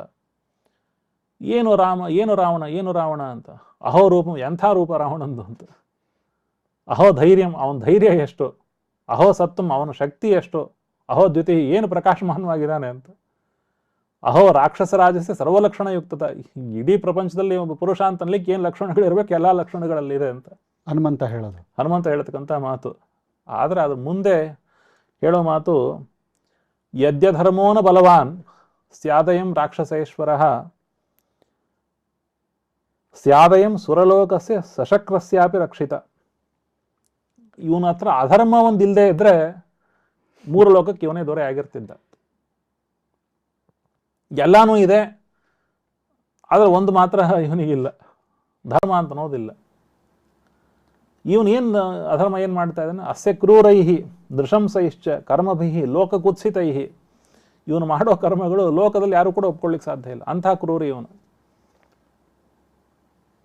ಇಡೀ ಪ್ರಪಂಚ ಎಲ್ಲವೂ ಕೂಡ ಇವನಿಗೆ ಹೆದರ್ಕೊಂಡು ಓಡ ಹೋಗ್ತಾ ಇದೆ ಅಂತ. ಸರ್ವೇ ಬಿಭ್ಯತಿ ಕಲ್ವಸ್ಮಾತ್ ಲೋಕಾಹ ಸಾಮರ ದಾನವಾಹ. ದೇವತೆಗಳು ದುಃಖ ಪಡೋದು ಬಿರಲಿ, ದಾನವರೇ ಇವನು ನೋಡಿ ದುಃಖ ಪಡ್ತಾ ಇದ್ರು ಅಂತ. ಅಂಥ ಕ್ರೂರಿ ರಾವಣ ಅಂತ. ಎಲ್ಲರನ್ನು ಕೂಡ ಕರ್ಕೊಂಡು ಬರೋದು, ಹಿಂಸೆ ಪಡೋದು, ಹೆಂಗಸರನ್ನು ಅಪಹರಣ ಮಾಡೋದು. ಯಾಕೆ ರಾವಣ ಸೀತೆಯನ್ನು ಅಪಹರಣ ಮಾಡ್ಕೊಂಡು ಹೋದ? ತಕ್ಷಣ ಯಾಕೆ ಮದುವೆ ಆಗಲಿಲ್ಲ? ಅಥವಾ ಯಾಕೆ ಅವಳ ಜೊತೆ ಬಲಾತ್ಕಾರವಾಗಿ ವರ್ತನೆ ಯಾಕೆ ಮಾಡಲಿಲ್ಲ? ಅದಕ್ಕೇನು ಅಂತಂದರೆ ಒಂದು ಕಥೆ ಇದೆ, ಹಿಂದಿನ ಒಂದು ಕಥೆ ಇದೆ. ಒಬ್ಬಳನ್ನು ಅವನು ಅಪಹರಣ ಮಾಡಿರ್ತಾನೆ, ಅವಳು ಇವರಿಗೆ ಶಾಪ ಕೊಡ್ತಾಳೆ. ಯಾರಾದ್ರೂ ನೀನು ಬಲಾತ್ಕಾರವಾಗಿ ಅಪಹರಣ ಮಾಡಿ ಅವಳ ಜೊತೆ ನೀನು ಸಹವಾಸ ಮಾಡಿದೆ ಅಂತಂದರೆ ತಕ್ಷಣ ನೀನು ಸತ್ತೋಗ್ತೆ ಅಂತನೋ ಒಂದು ಶಾಪವನ್ನು ಅವಳು ಕೊಟ್ಟಿರ್ತಾಳೆ. ಹೀಗಾಗಿ ರಾವಣ ಅನಿವಾರ್ಯವಾಗಿ ಇವಳನ್ನ ಅನುನಯ ಮಾಡದೆ ಅವನಿಗೆ ಬೇರೆ ಗತಿ ಇರಲಿಲ್ಲ. ಒಲಿಸ್ಕೊಳ್ಳದೆ ಬೇರೆ ರೀತಿ ಮಾಡ್ಲಿಕ್ಕೆ ಸಾಧ್ಯ. ಇವಳು ಒಲಿಲಿಕ್ಕೆ ತಯಾರಿಲ್ಲ. ರಾವಣನ ವಶದಲ್ಲಿದ್ದಷ್ಟು ದಿನ ಸೀತೆ ಊಟ ಮಾಡಿಲ್ಲ, ಬೇರೆ ಬಟ್ಟೆ ಹಾಕೊಂಡಿಲ್ಲ, ಸ್ನಾನ ಮಾಡಿಲ್ಲ. ಬೇರೆಯವರಾಗಿದ್ರೆ ಏನಾಗ್ತಿತ್ತು? ಅದರಿಂದಾಗಿ ರಾವಣ ಅಧರ್ಮದ ಪ್ರತೀಕ. ಅವನೇನೇನು ಮಾಡಿ ಎಲ್ಲ ಅಧರ್ಮ ಮಾಡಿದ್ದಾನೆ. ರಾಮ ಏನೇನು ಮಾಡಿದ ಎಲ್ಲ ಧರ್ಮ ಮಾಡಿದ್ದಾನೆ. ಅಂದರೆ ಅವನಲ್ಲಿ ಒಂದು ಸ್ವಲ್ಪ ಪಾಸಿಟಿವ್ ಪಾಯಿಂಟ್ಸನ್ನಾದರೂ ನಾವು ಹೈಲೈಟ್ ಮಾಡೋ ಥರದ್ದು ತಪ್ಪಾದು ಅಂತ. ಈಗ ಬಹಳಷ್ಟು ಕಡೆ ಅಫ್ಕೋರ್ಸ್ ಅಲ್ಲಿ ಸಿಮ್ಮಳಿಯ ರಾಮಾಯಣ ಅದರಲ್ಲೆಲ್ಲ ಅವನನ್ನು ಹೀರೋನೇ ಮಾಡಿದ್ದಾರೆ ಅಂತ ಕೆಲವು ಕಡೆ ಉಲ್ಲೇಖ ಇದೆ. ಅದರಲ್ಲಿ ಎಲ್ಲೋ ಒಂದು ಕಡೆ ನಾನು ರಾಮಾಯಣದ ಇತ್ತೀಚೆಗೆ ರೀಲ್ಗಳನ್ನು ನೋಡಬೇಕಾದ್ರೆ ಒಂದು ಕಡೆ ಉಲ್ಲೇಖ ಬಂದದ್ದು, ರಾಮನೇ ಹೋಗಿ ರಾವಣನನ್ನು ಪ್ರಾರ್ಥನೆ ಮಾಡ್ತಾನೆ, ನೀನು ಯಾವ ರೀತಿಯಾಗಿ ಸಂಹಾರ ಮಾಡಬೇಕು ಹೇಳಿಕೊಡು ಅಂತ ಪ್ರಾರ್ಥನೆ ಮಾಡ್ತಾನೆ. ರಾವಣ ಯಾಕೆ ದೊಡ್ಡ ಜ್ಞಾನಿ ಅವನು, ರಾಮ ಕ್ಷತ್ರಿಯ, ರಾವಣ ಬ್ರಾಹ್ಮಣ, ಹೀಗಾಗಿ ಉಪದೇಶ ಕೊಡೋ ಸಾಮರ್ಥ್ಯ ಅವನಿಗಿದೆ. ಹೀಗಾಗಿ ರಾವಣ ಅವನಿಗೆ ಹೇಳಿದ ನನ್ನ ಈ ರೀತಿ ಸಾಯಿಸ್ಬೇಕು ಅಂತ ಅವನು ಹೇಳಿದ, ಅದನ್ನು ರಾಮ ಅವನು ಸಾಯಿಸಿದ ಅಂತ ಕಥೆಯನ್ನು ಕೂಡ ಹುಟ್ಟಿಸಿದ್ದಾರೆ. ಅವನು ಶಿವನ ಭಕ್ತನಾಗಿದ್ದ, ವೇದಗಳನ್ನು ಅಧ್ಯಯನ ಮಾಡಿದ್ದ. ಆದರೆ ಅದೆಲ್ಲವೂ ಕೂಡ ತನ್ನ ಭೋಗ ಲಾಲಸೆಗೆ ಅಷ್ಟೇ ಹೊರತು ನಿಜವಾದ ಭಕ್ತಿ ಅಲ್ಲ. ಅವನಿಗೆ ರುದ್ರನ ಭಕ್ತನಾದರೂ ಕೂಡ ಆ ಕೈಲಾಸವನ್ನು ಎತ್ಕೊಂಡು ಹೋಗಬೇಕಂತನೋ ಪ್ರಯತ್ನವನ್ನು ಮಾಡಿ ವಿಫಲನಾದ ರಾವಣ. ಆ ಕಥೆಯು ಕೂಡ ಅದನ್ನ ನಾವು ಭಕ್ತಿ ಅಂತ ಒಪ್ಕೊಳ್ಳೋಕೆ ಸಾಧ್ಯ ಭಕ್ತಿ ಅಂತನೂ ಒಪ್ಕೊಳ್ಳಿಕ್ಕೆ ಸಾಧ್ಯ ಇಲ್ಲ. ಇದು ಆಸುರಿ ಪ್ರವೃತ್ತಿ. ಈಶ್ವರೋಹಂ ಅಹಂ ಭೋಗಿ, ನಾನು ಪ್ರಪಂಚಕ್ಕೆ ನಾನು ಈಶ್ವರ ಅಂತನೋ ಒಂದು ದುರ್ಭಾವನೆ. ಆ ದುರ್ಭಾವನೆ ಇದ್ದವರೆಲ್ಲರೂ ಕೂಡ ನಾಶ ಆಗಿದ್ದಾರೆ. ಅದು ರಾವಣ ಒಬ್ಬ. ಇಷ್ಟನ್ನು ನಾವು ತಿಳ್ಕೊಂಡ್ರೆ ನಮಗೆ ರಾವಣನ ಅಧರ್ಮದ ಕಥೆ ಏನು ಅಂತ ಅನ್ನೋದು ಸ್ಪಷ್ಟವಾಗಿ ಗೊತ್ತಾಗುತ್ತೆ. ಕೊನೆಯದಾಗಿ 7ನೇ ಪ್ರಶ್ನೆ ನಂದು ಆಚಾರ್ಯ. ಇವಾಗ ಇದರಲ್ಲಿ ರಾಮರಾಜ್ಯ ಅಂತ ಹೇಳ್ತೀವಿ. ಅಂದರೆ ಒಬ್ಬ ಒಂದು ಆಡಳಿತ ಅಂದರೆ ಅದು ರಾಮನ ಆಡಳಿತ, ಅದು ರಾಮರಾಜ್ಯ ಅಂದರೆ ಧರ್ಮಕ್ಕೆ ಪ್ರತೀಕ. ಪ್ರತಿಯೊಂದು ರಾಮರಾಜ್ಯದಲ್ಲಿ ಏನು ನಡೆಯುತ್ತೆ ಅದನ್ನೇ ನಾವು ಒಂದು ಸ್ಟ್ಯಾಂಡರ್ಡ್ ಪ್ರೋಟೋಕಾಲ್ ಥರ ಫಾಲೋ ಮಾಡಬೇಕು ಅನ್ನೋದು ಎಲ್ಲ ಧಾರ್ಮಿಕರ, ಎಲ್ಲ ಸಜ್ಜನರ ಒಂದು ನಂಬಿಕೆ. ಇವತ್ತಿನ ಪ್ರಶ್ನೆನೇ ನಮ್ಮ ನಂಬಿಕೆ ಸತ್ಯಾನ ಇಲ್ಲ ಅನ್ನೋವಂಥ ಒಂದು ಶೀರ್ಷಿಕೆನಲ್ಲಿ ನಾವು ಮಾತಾಡ್ತಿದ್ದೀವಿ.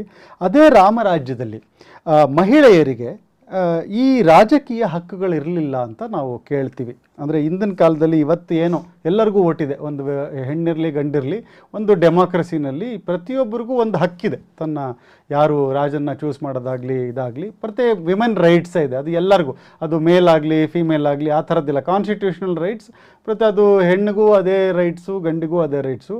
ಆದರೆ ರಾಮರಾಜ್ಯದಲ್ಲಿ ಹೆಣ್ಣಿಗೆ ಹೆಚ್ಚು ಹಕ್ಕುಗಳಿರಲಿಲ್ಲ, ಅಂದರೆ ಸಮಾನವಾದ ಹಕ್ಕುಗಳಿರಲಿಲ್ಲ ಅನ್ನೋದು ಒಂದು. ಸೊ ಈ ಥರದರಲ್ಲಿ ಕಾಲಭೇದದಲ್ಲಿ ಧರ್ಮ ಚೇಂಜ್ ಆಗುತ್ತಾ, ಈ ಮೌಲ್ಯಗಳ ಏನಾದರೂ ಬದಲಾಗುತ್ತಾ? ಯಾಕೆಂದರೆ ಧರ್ಮ ಅಂದರೆ ನಾವು ಶಾಶ್ವತ ಧರ್ಮ ಅಂತ ಹೇಳ್ತೀವಿ. ಇದರಲ್ಲಿ ಇರುವಂತಹ ಗೊಂದಲನ ಹೇಗೆ ನಾವು ಪರಿಹರಿಸ್ಕೊಳ್ಳೋದು?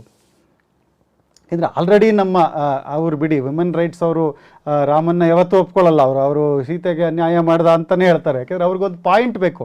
ಬಟ್ ಅದನ್ನು ಬಿಟ್ಟರೆ ನಾವು ಧಾರ್ಮಿಕವಾಗಿ ನೋಡೋದಾದರೆ ಈ ಒಂದು ಹೆಣ್ಣಿನ ಪಾತ್ರ ಏನಿತ್ತು, ಹೆಣ್ಣಿಗೆ ಅಧಿಕಾರ ಇತ್ತಾ ರಾಮರಾಜ್ಯದಲ್ಲಿ? ಸಾಮಾಜಿಕವಾಗಿ ಸೂಕ್ತವಾಗಿ ಕೇಳಿದರೆ ಅಧಿಕಾರ ತುಂಬ ಇತ್ತು. ಆಫ್ಕೋರ್ಸ್ ಓಟ್ ಇರಲಿಲ್ಲ. ಓಟ್ ಯಾಕೆ ಇರಲಿಲ್ಲ ಅಂತ ಅಲ್ಲಿ ಪ್ರಜಾಪ್ರಭುತ್ವ ಇರಲಿಲ್ಲ. ಅದು ಪ್ರಶ್ನೆ ಇಲ್ಲ ಅಲ್ಲಿ. ಯಾಕೆಂತಂದರೆ ರಾಮ ರಾಜನಾಗಿ ಪರಂಪರಾಗತವಾಗಿ ಒಂದು ರಘುವಂಶದ ರಾಜನಾಗಿ ಸೂರ್ಯವಂಶದಲ್ಲಿ ಬಂದು ರಾಜ್ಯವನ್ನು ಪರಿಪಾಲನೆ ಮಾಡತಕ್ಕಂಥ ಪ್ರಸಂಗ. ಹೀಗಾಗಿ ಅಲ್ಲಿ ಓಟ್ ಇತ್ಯಾದಿಗಳಿಗೆ ಆ ಸಂದರ್ಭ ಇಲ್ಲ ಅಷ್ಟೇ. ಓಟ್ ಹಾಕಬೇಕು ಬೇಡ ಅಂತನೋದು ಬೇರೆ ವಿಷಯ, ಪ್ರಜಾಪ್ರಭುತ್ವ ಎಷ್ಟರ ಮಟ್ಟಿಗೆ ಸರಿ ಅಂತನೋದು ಬೇರೆ ವಿಷಯ.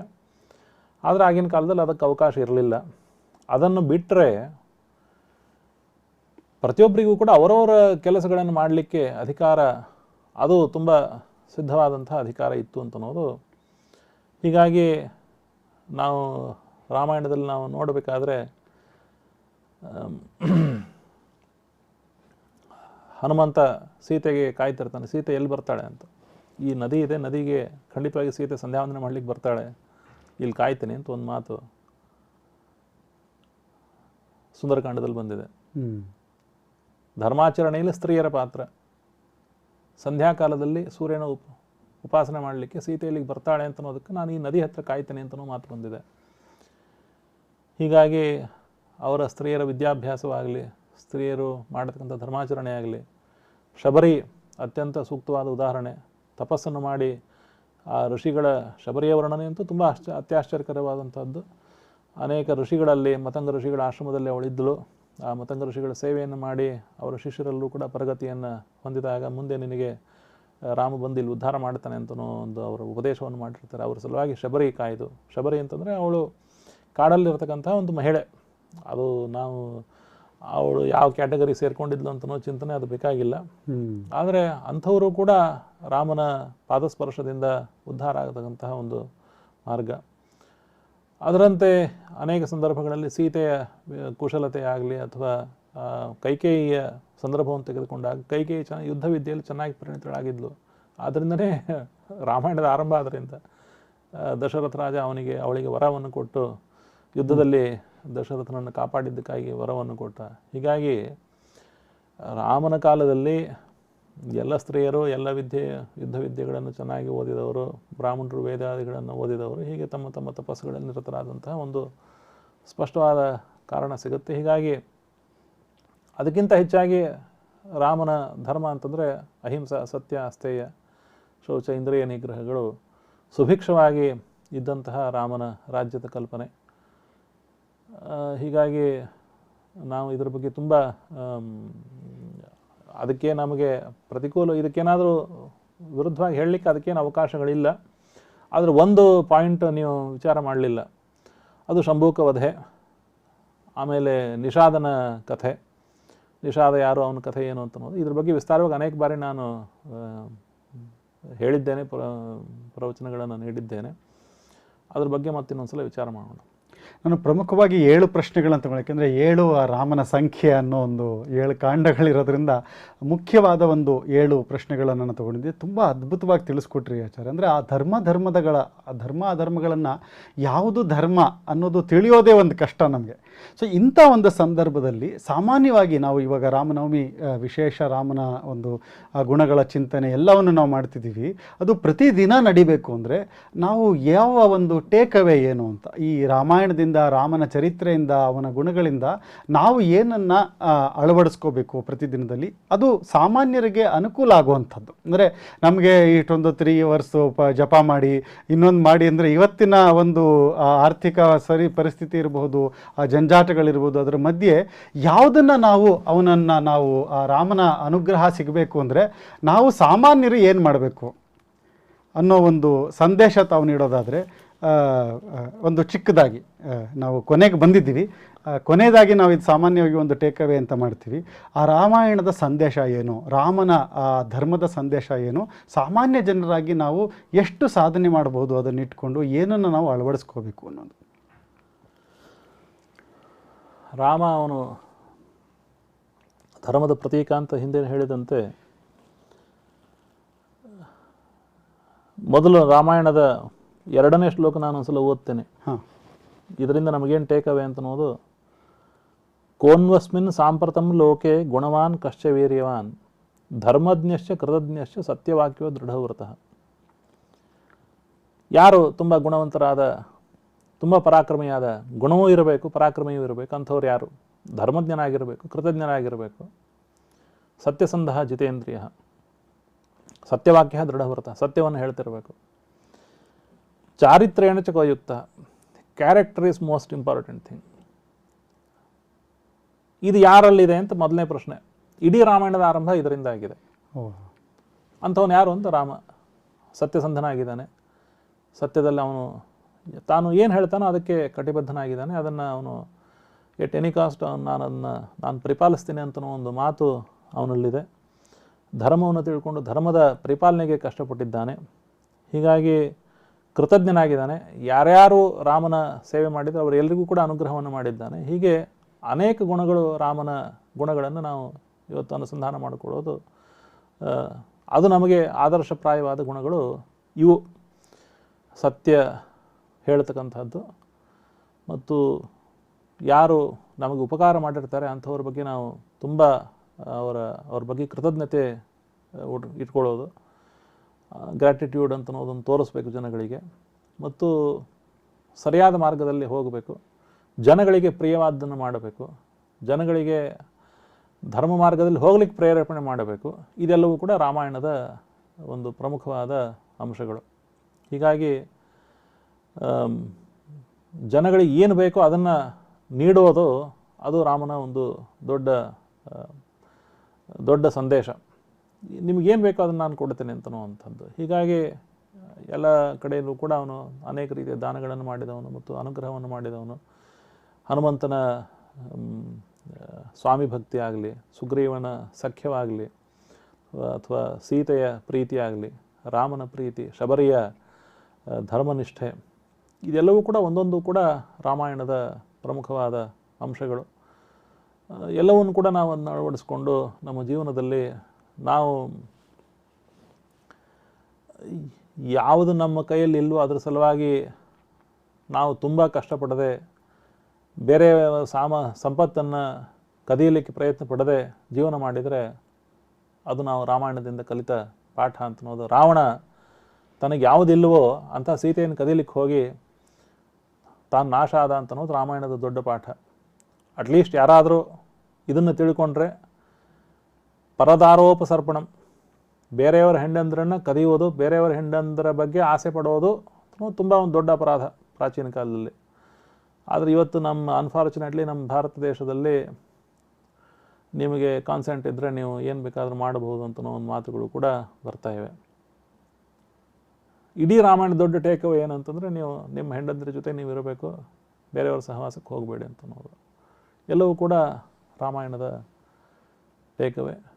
ಬೇರೆಯವರ ಸಂಪತ್ತನ್ನು ಅಪಹರಣ ಮಾಡಬೇಡಿ, ಅಧರ್ಮ ಮಾರ್ಗದಲ್ಲಿ ಬದುಕಬೇಡಿ, ಧರ್ಮದಿಂದ ಬದುಕ್ರಿ. ಅದರಿಂದನೇ ನಮ್ಮ ದೇಶದಲ್ಲಿ ರಾಮಾಯಣವನ್ನು ಅವಲಂಬಿಸಿ ನೂರಾರು ಕಾವ್ಯಗಳು ಬಂದಿವೆ, ನೂರಾರು ನಾಟಕಗಳು ಬಂದಿವೆ. ಎಲ್ಲ ದೇಶ ಭಾಷೆಗಳಲ್ಲಿ ನೂರಾರು ರಾಮಾಯಣಗಳನ್ನು ನಾವು ನೋಡ್ತೀವಿ. ಇಷ್ಟೆಲ್ಲ ಯಾಕೆ ಬಂತು? ಅವ್ರಿಗೆ ಬರೀಲಿಕ್ಕೆ ಏನು ಬೇರೆ ಏನು ಕೆಲಸ ಇರಲಿಲ್ಲ ಅವರಿಗೆ. ಹೌದು, ರಾಮಾಯಣವನ್ನು ಇಟ್ಕೊಂಡು ಯಾಕೆ ಬರೆದ್ರು? ಒಂಥರ ಒಂದು ಸಿವಿಲೈಸೇಷನ್ ಫಣಿರಾಯ ರಾಮಾಯಣದ ಕವಿಗಳ ಭಾರದಗಳು ಅಂತ ಫಣಿರಾಯ ತಿಣುಕಿದನು ಅಂತ ಅಷ್ಟು ರಾಮಾಯಣಗಳನ್ನು ಬರೆದಿದ್ದಾರೆ ಅಂತ. ಯಾಕೆ ಜನಗಳಿಗೆ ಏನು ಕೆಲಸ ಇರಲಿಲ್ವ? ಇಷ್ಟೆಲ್ಲ ಜನಗಳಿಗೆ ಯಾಕೆ ರಾಮಾಯಣದ ಬಗ್ಗೆ ಫ್ಯಾಸಿನೇಷನ್ ಯಾಕೆ ಅಂತಂದರೆ, ರಾಮಾಯಣದ ಒಂದು ಸಂದೇಶ ರಾಮನ ಥರ ಬದುಕ್ರಿ, ರಾವಣನ ಥರ ಬದುಕಬೇಡ್ರಿ ಅಂತನೋ ಒಂದು ದೊಡ್ಡ ಸಂದೇಶ ಸಂಸ್ಕೃತದಲ್ಲಿದೆ. ತುಂಬ ವಿಸ್ತಾರವಾಗಿದೆ, 24,000 ಶ್ಲೋಕಗಳು. ರಾಮಾನುಜರ ಒಂದು ಅತ್ಯಂತ ಪ್ರಿಯವಾದ, ರಾಮಾನುಜಾಚಾರ್ಯರಿಗೆ ಅತ್ಯಂತ ಪ್ರಿಯವಾದಂಥ ಒಂದು ಗ್ರಂಥ ರಾಮಾಯಣದ ಅನೇಕ ರೀತಿಯಾದ ಅರ್ಥಾನುಸಂಧಾನಗಳನ್ನು ರಾಮಾನುಜಾಚಾರ್ಯ ಮಾಡುತ್ತಿದ್ದರು ಅಂತ ಅನ್ನೋದನ್ನು ನಾವು ಕೇಳ್ತೇವೆ. ಅದರಂತೆ ಮಧ್ವಾಚಾರ್ಯರಿಗೂ ಕೂಡ ತುಂಬ ಪ್ರಿಯವಾದಂಥ ಗ್ರಂಥ.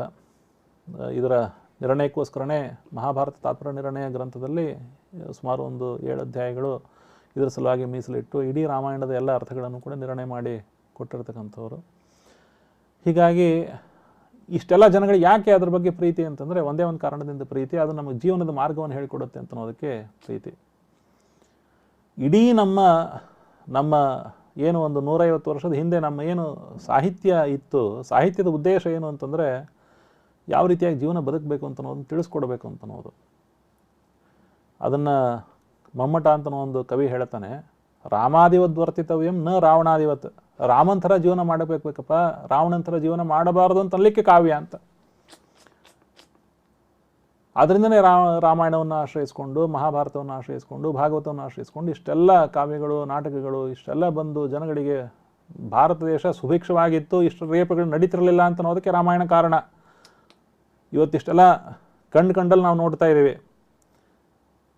ಇದೇ ನೀವು ಯಾವ ರಾಮಾಯಣದ ಉಲ್ಲೇಖ ಮಾಡಿದರೆ 90s ಏನು ರಾಮಾನುಸಾಗರ್ ಅವರ ರಾಮಾಯಣ ಬಂದಾಗ ಇಡೀ ದೇಶದಲ್ಲಿ ಯಾವ ರೀತಿಯಾದ ಪರಿಣಾಮ ಆಯಿತು ಅಂತ ಅನ್ನೋದನ್ನು ಕೂಡ ನಾವು ಎಲ್ಲರೂ ಕೂಡ ನೋಡಿದ್ದೇವೆ. ಪರಸ್ಪರವಾಗಿ ಅಣ್ಣ ತಮ್ಮಂದರಲ್ಲಿ ಎಷ್ಟೋ ಮಂದಿಗೆ ಏನೋ ಕಾರಣದಿಂದ ದ್ವೇಷಾಸೂಯೆಗಳಿಂದ ದೂರ ಇದ್ದವರು ಮತ್ತೆ ಒಟ್ಟಾದರು ಅಂತನೋ ಒಂದು ತಂದೆಯ ಮಾತನ್ನು ಪರಿಪಾಲನೆ ಮಾಡಬೇಕು ಅಂತನೋ ಒಂದು ಉತ್ಸಾಹ ಬಂದದ್ದು. ಇದೆಲ್ಲವೂ ಕೂಡ ಆದಂತಹ ಘಟನೆ, ನಮ್ಮ ಎದುರುಗಡೆನೇ ಆದಂತಹ ಘಟನೆ.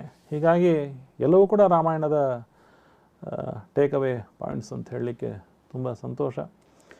ರಾಮಾಯಣ ಅಂತಂದರೆ, ರಾಮಾಯಣದ ಬಗ್ಗೆ ನಾವು ಒಂದು ಮಾತಾಡಿದರೂ ಕೂಡ ನನಗೆ ಕಣ್ಣಲ್ಲಿ ನೀರು ಬರುತ್ತೆ. ಅಂತಹ ಒಂದು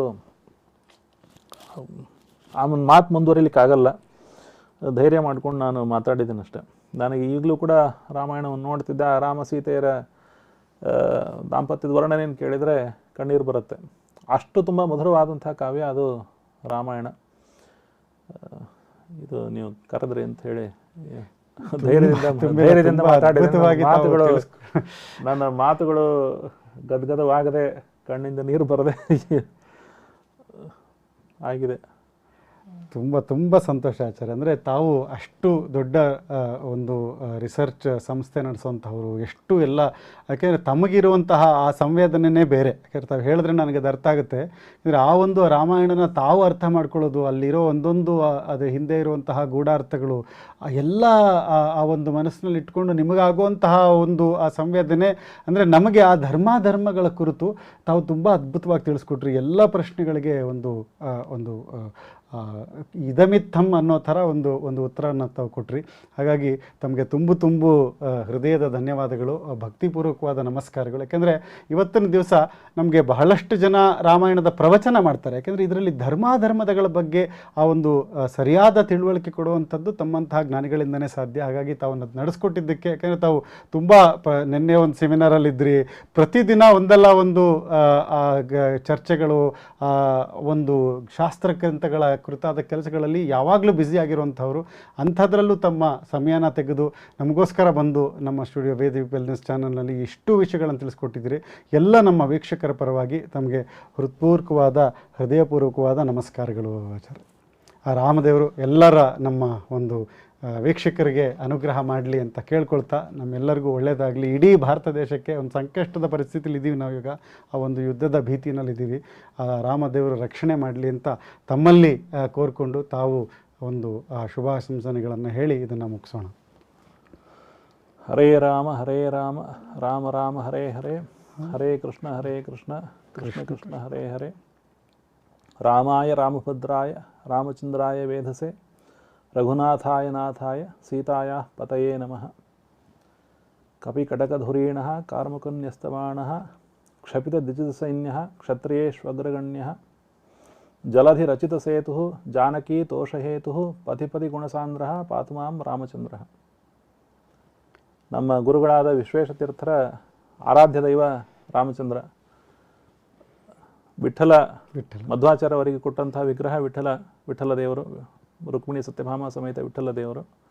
ಆದರೆ ಕಣ್ವರು ಮಹರ್ಷಿ ಕಣ್ವರು ಪೂಜೆ ಮಾಡಿದ ಕಣ್ವತೀರ್ಥದಲ್ಲಿದ್ದ ರಾಮಚಂದ್ರ ದೇವರು ಅವರು ಆರಾಧ್ಯ ದೇವರು ನಮ್ಮ ಸ್ವಾಮಿಗಳಿಗೆ. ಹೀಗಾಗಿ ರಾಮಾಯಣದ ರಾಮ ಅವರಿಗೆ ಆದರ್ಶ ಪುರುಷ. ಆದ್ದರಿಂದ ಆ ಮಠದಲ್ಲಿ ದಿವಸ ಹೇಳ್ತಕ್ಕಂಥ ಶ್ಲೋಕ ಇದು. ಇವತ್ತು ಕೂಡ ಅಯೋಧ್ಯ ಟ್ರಸ್ಟಲ್ಲಿ ಅವರು ಸಕ್ರಿಯವಾಗಿ ಭಾಗವಹಿಸಿ ಎಲ್ಲ ಒಂದು ದೇಶ ನಡೆದಿದೆ ಅಂತದ್ದು ಅದಕ್ಕೆ ನಮ್ಮ ಗುರುಗಳ ತುಂಬ ಅಸಾಧಾರಣವಾದ ಪ್ರಯತ್ನ ಕಾರಣ. ರಾಮ ಮಂದಿರಕ್ಕಾಗಿ ಅವರು ಎಷ್ಟು ಹೋರಾಟ ಮಾಡಿದರು ಅಂತ ಅನ್ನೋದನ್ನು ಎಲ್ಲರೂ ಕೂಡ ನಾವು ಪ್ರತ್ಯಕ್ಷ ನೋಡಿದ್ದೇವೆ. ಸ್ವತಃ ರಾಮ ಮಂದಿರ ಬಾಬ್ರಿ ಮಸೀದಿ ಧ್ವಂಸ ಆದಾಗ ಅಲ್ಲಿದ್ದರು. ಅವರೇ ಆ ರಾಮದೇವರನ್ನು ಹೊರಗೆ ತೆಗೆದುಕೊಂಡು ಬಂದು ಅಲ್ಲಿಟ್ಟು ಆಮೇಲೆ ಪೂರ್ತಿ ಮಸೀದಿ ಧ್ವಂಸ ಆದಮೇಲೆ ಮತ್ತೆ ಪ್ರತಿಷ್ಠಾಪನೆ ಮಾಡಿದವರು ಅವರು. ಈಗ ಪ್ರತಿಷ್ಠಾಪನೆ ಮಾಡಿದವರು ಕೂಡ ಅವರ ಕರಕಮಲ ಸಂಜಾತರಾದ ನಮ್ಮ ವಿಶ್ವಪ್ರಸನ್ನ ತೀರ್ಥ ಶ್ರೀಪಾದಂಗಳವರು. ನಿರಂತರವಾಗಿ ರಾಮರಾಜ್ಯದಿಂದ ರಾಮ ಮಂದಿರದಿಂದ ರಾಮರಾಜ್ಯದವರೆಗೆ ಅಂತ ಅವರ ಕಲ್ಪನೆ. ರಾಮ ಮಂದಿರ ಆಗಿದೆ, ರಾಮರಾಜ್ಯವನ್ನು ಸ್ಥಾಪನೆ ಮಾಡಬೇಕು, ಜನಗಳು ಎಲ್ಲರೂ ಕೂಡ ಸುಭಿಕ್ಷವಾಗಿರಬೇಕು, ಎಲ್ಲರೂ ಕೂಡ ಮನೆ ಇರಬೇಕು, ಎಲ್ರಿಗೂ ಕೂಡ ಊಟ ಮಾಡಲಿಕ್ಕೆ ಬೇಕಾದಷ್ಟು ಇರಬೇಕು, ಎಲ್ಲರೂ ಕೂಡ ಸಂತೋಷವಾಗಿರಬೇಕು ಅಂತ ಅನ್ನೋದು ಅವರ ಗುರುಗಳ ಕಲ್ಪನೆ. ಅದು ಸಾಕಾರವಾಗಲಿ ಅಂತ ಮತ್ತೆ ಭಗವಂತನನ್ನು ಪ್ರಾರ್ಥನೆ ಮಾಡಿ ನಾವೆಲ್ಲರೂ ಕೂಡ ಅವರ ಕೈಗೆ ಜೋಡಿಸಿ, ಅವರ ಕೈಗೆ ನಮ್ಮ ಕೈ ಜೋಡಿಸಿ ಅವರ ಕಲ್ಪನೆಗಳು ಸಾಕಾರ ಆಗುವಂತೆ ಮಾಡೋಣ ಅಂತ ಪ್ರಾರ್ಥನೆ ಮಾಡ್ತಾ ಇವತ್ತಿನ ಕಾರ್ಯಕ್ರಮ ಮುಕ್ತಾಯ ಮಾಡೋಣ. ಹರೇ ಕೃಷ್ಣ. ಹರೇ ಕೃಷ್ಣ. ಹರಿ ಓಂ.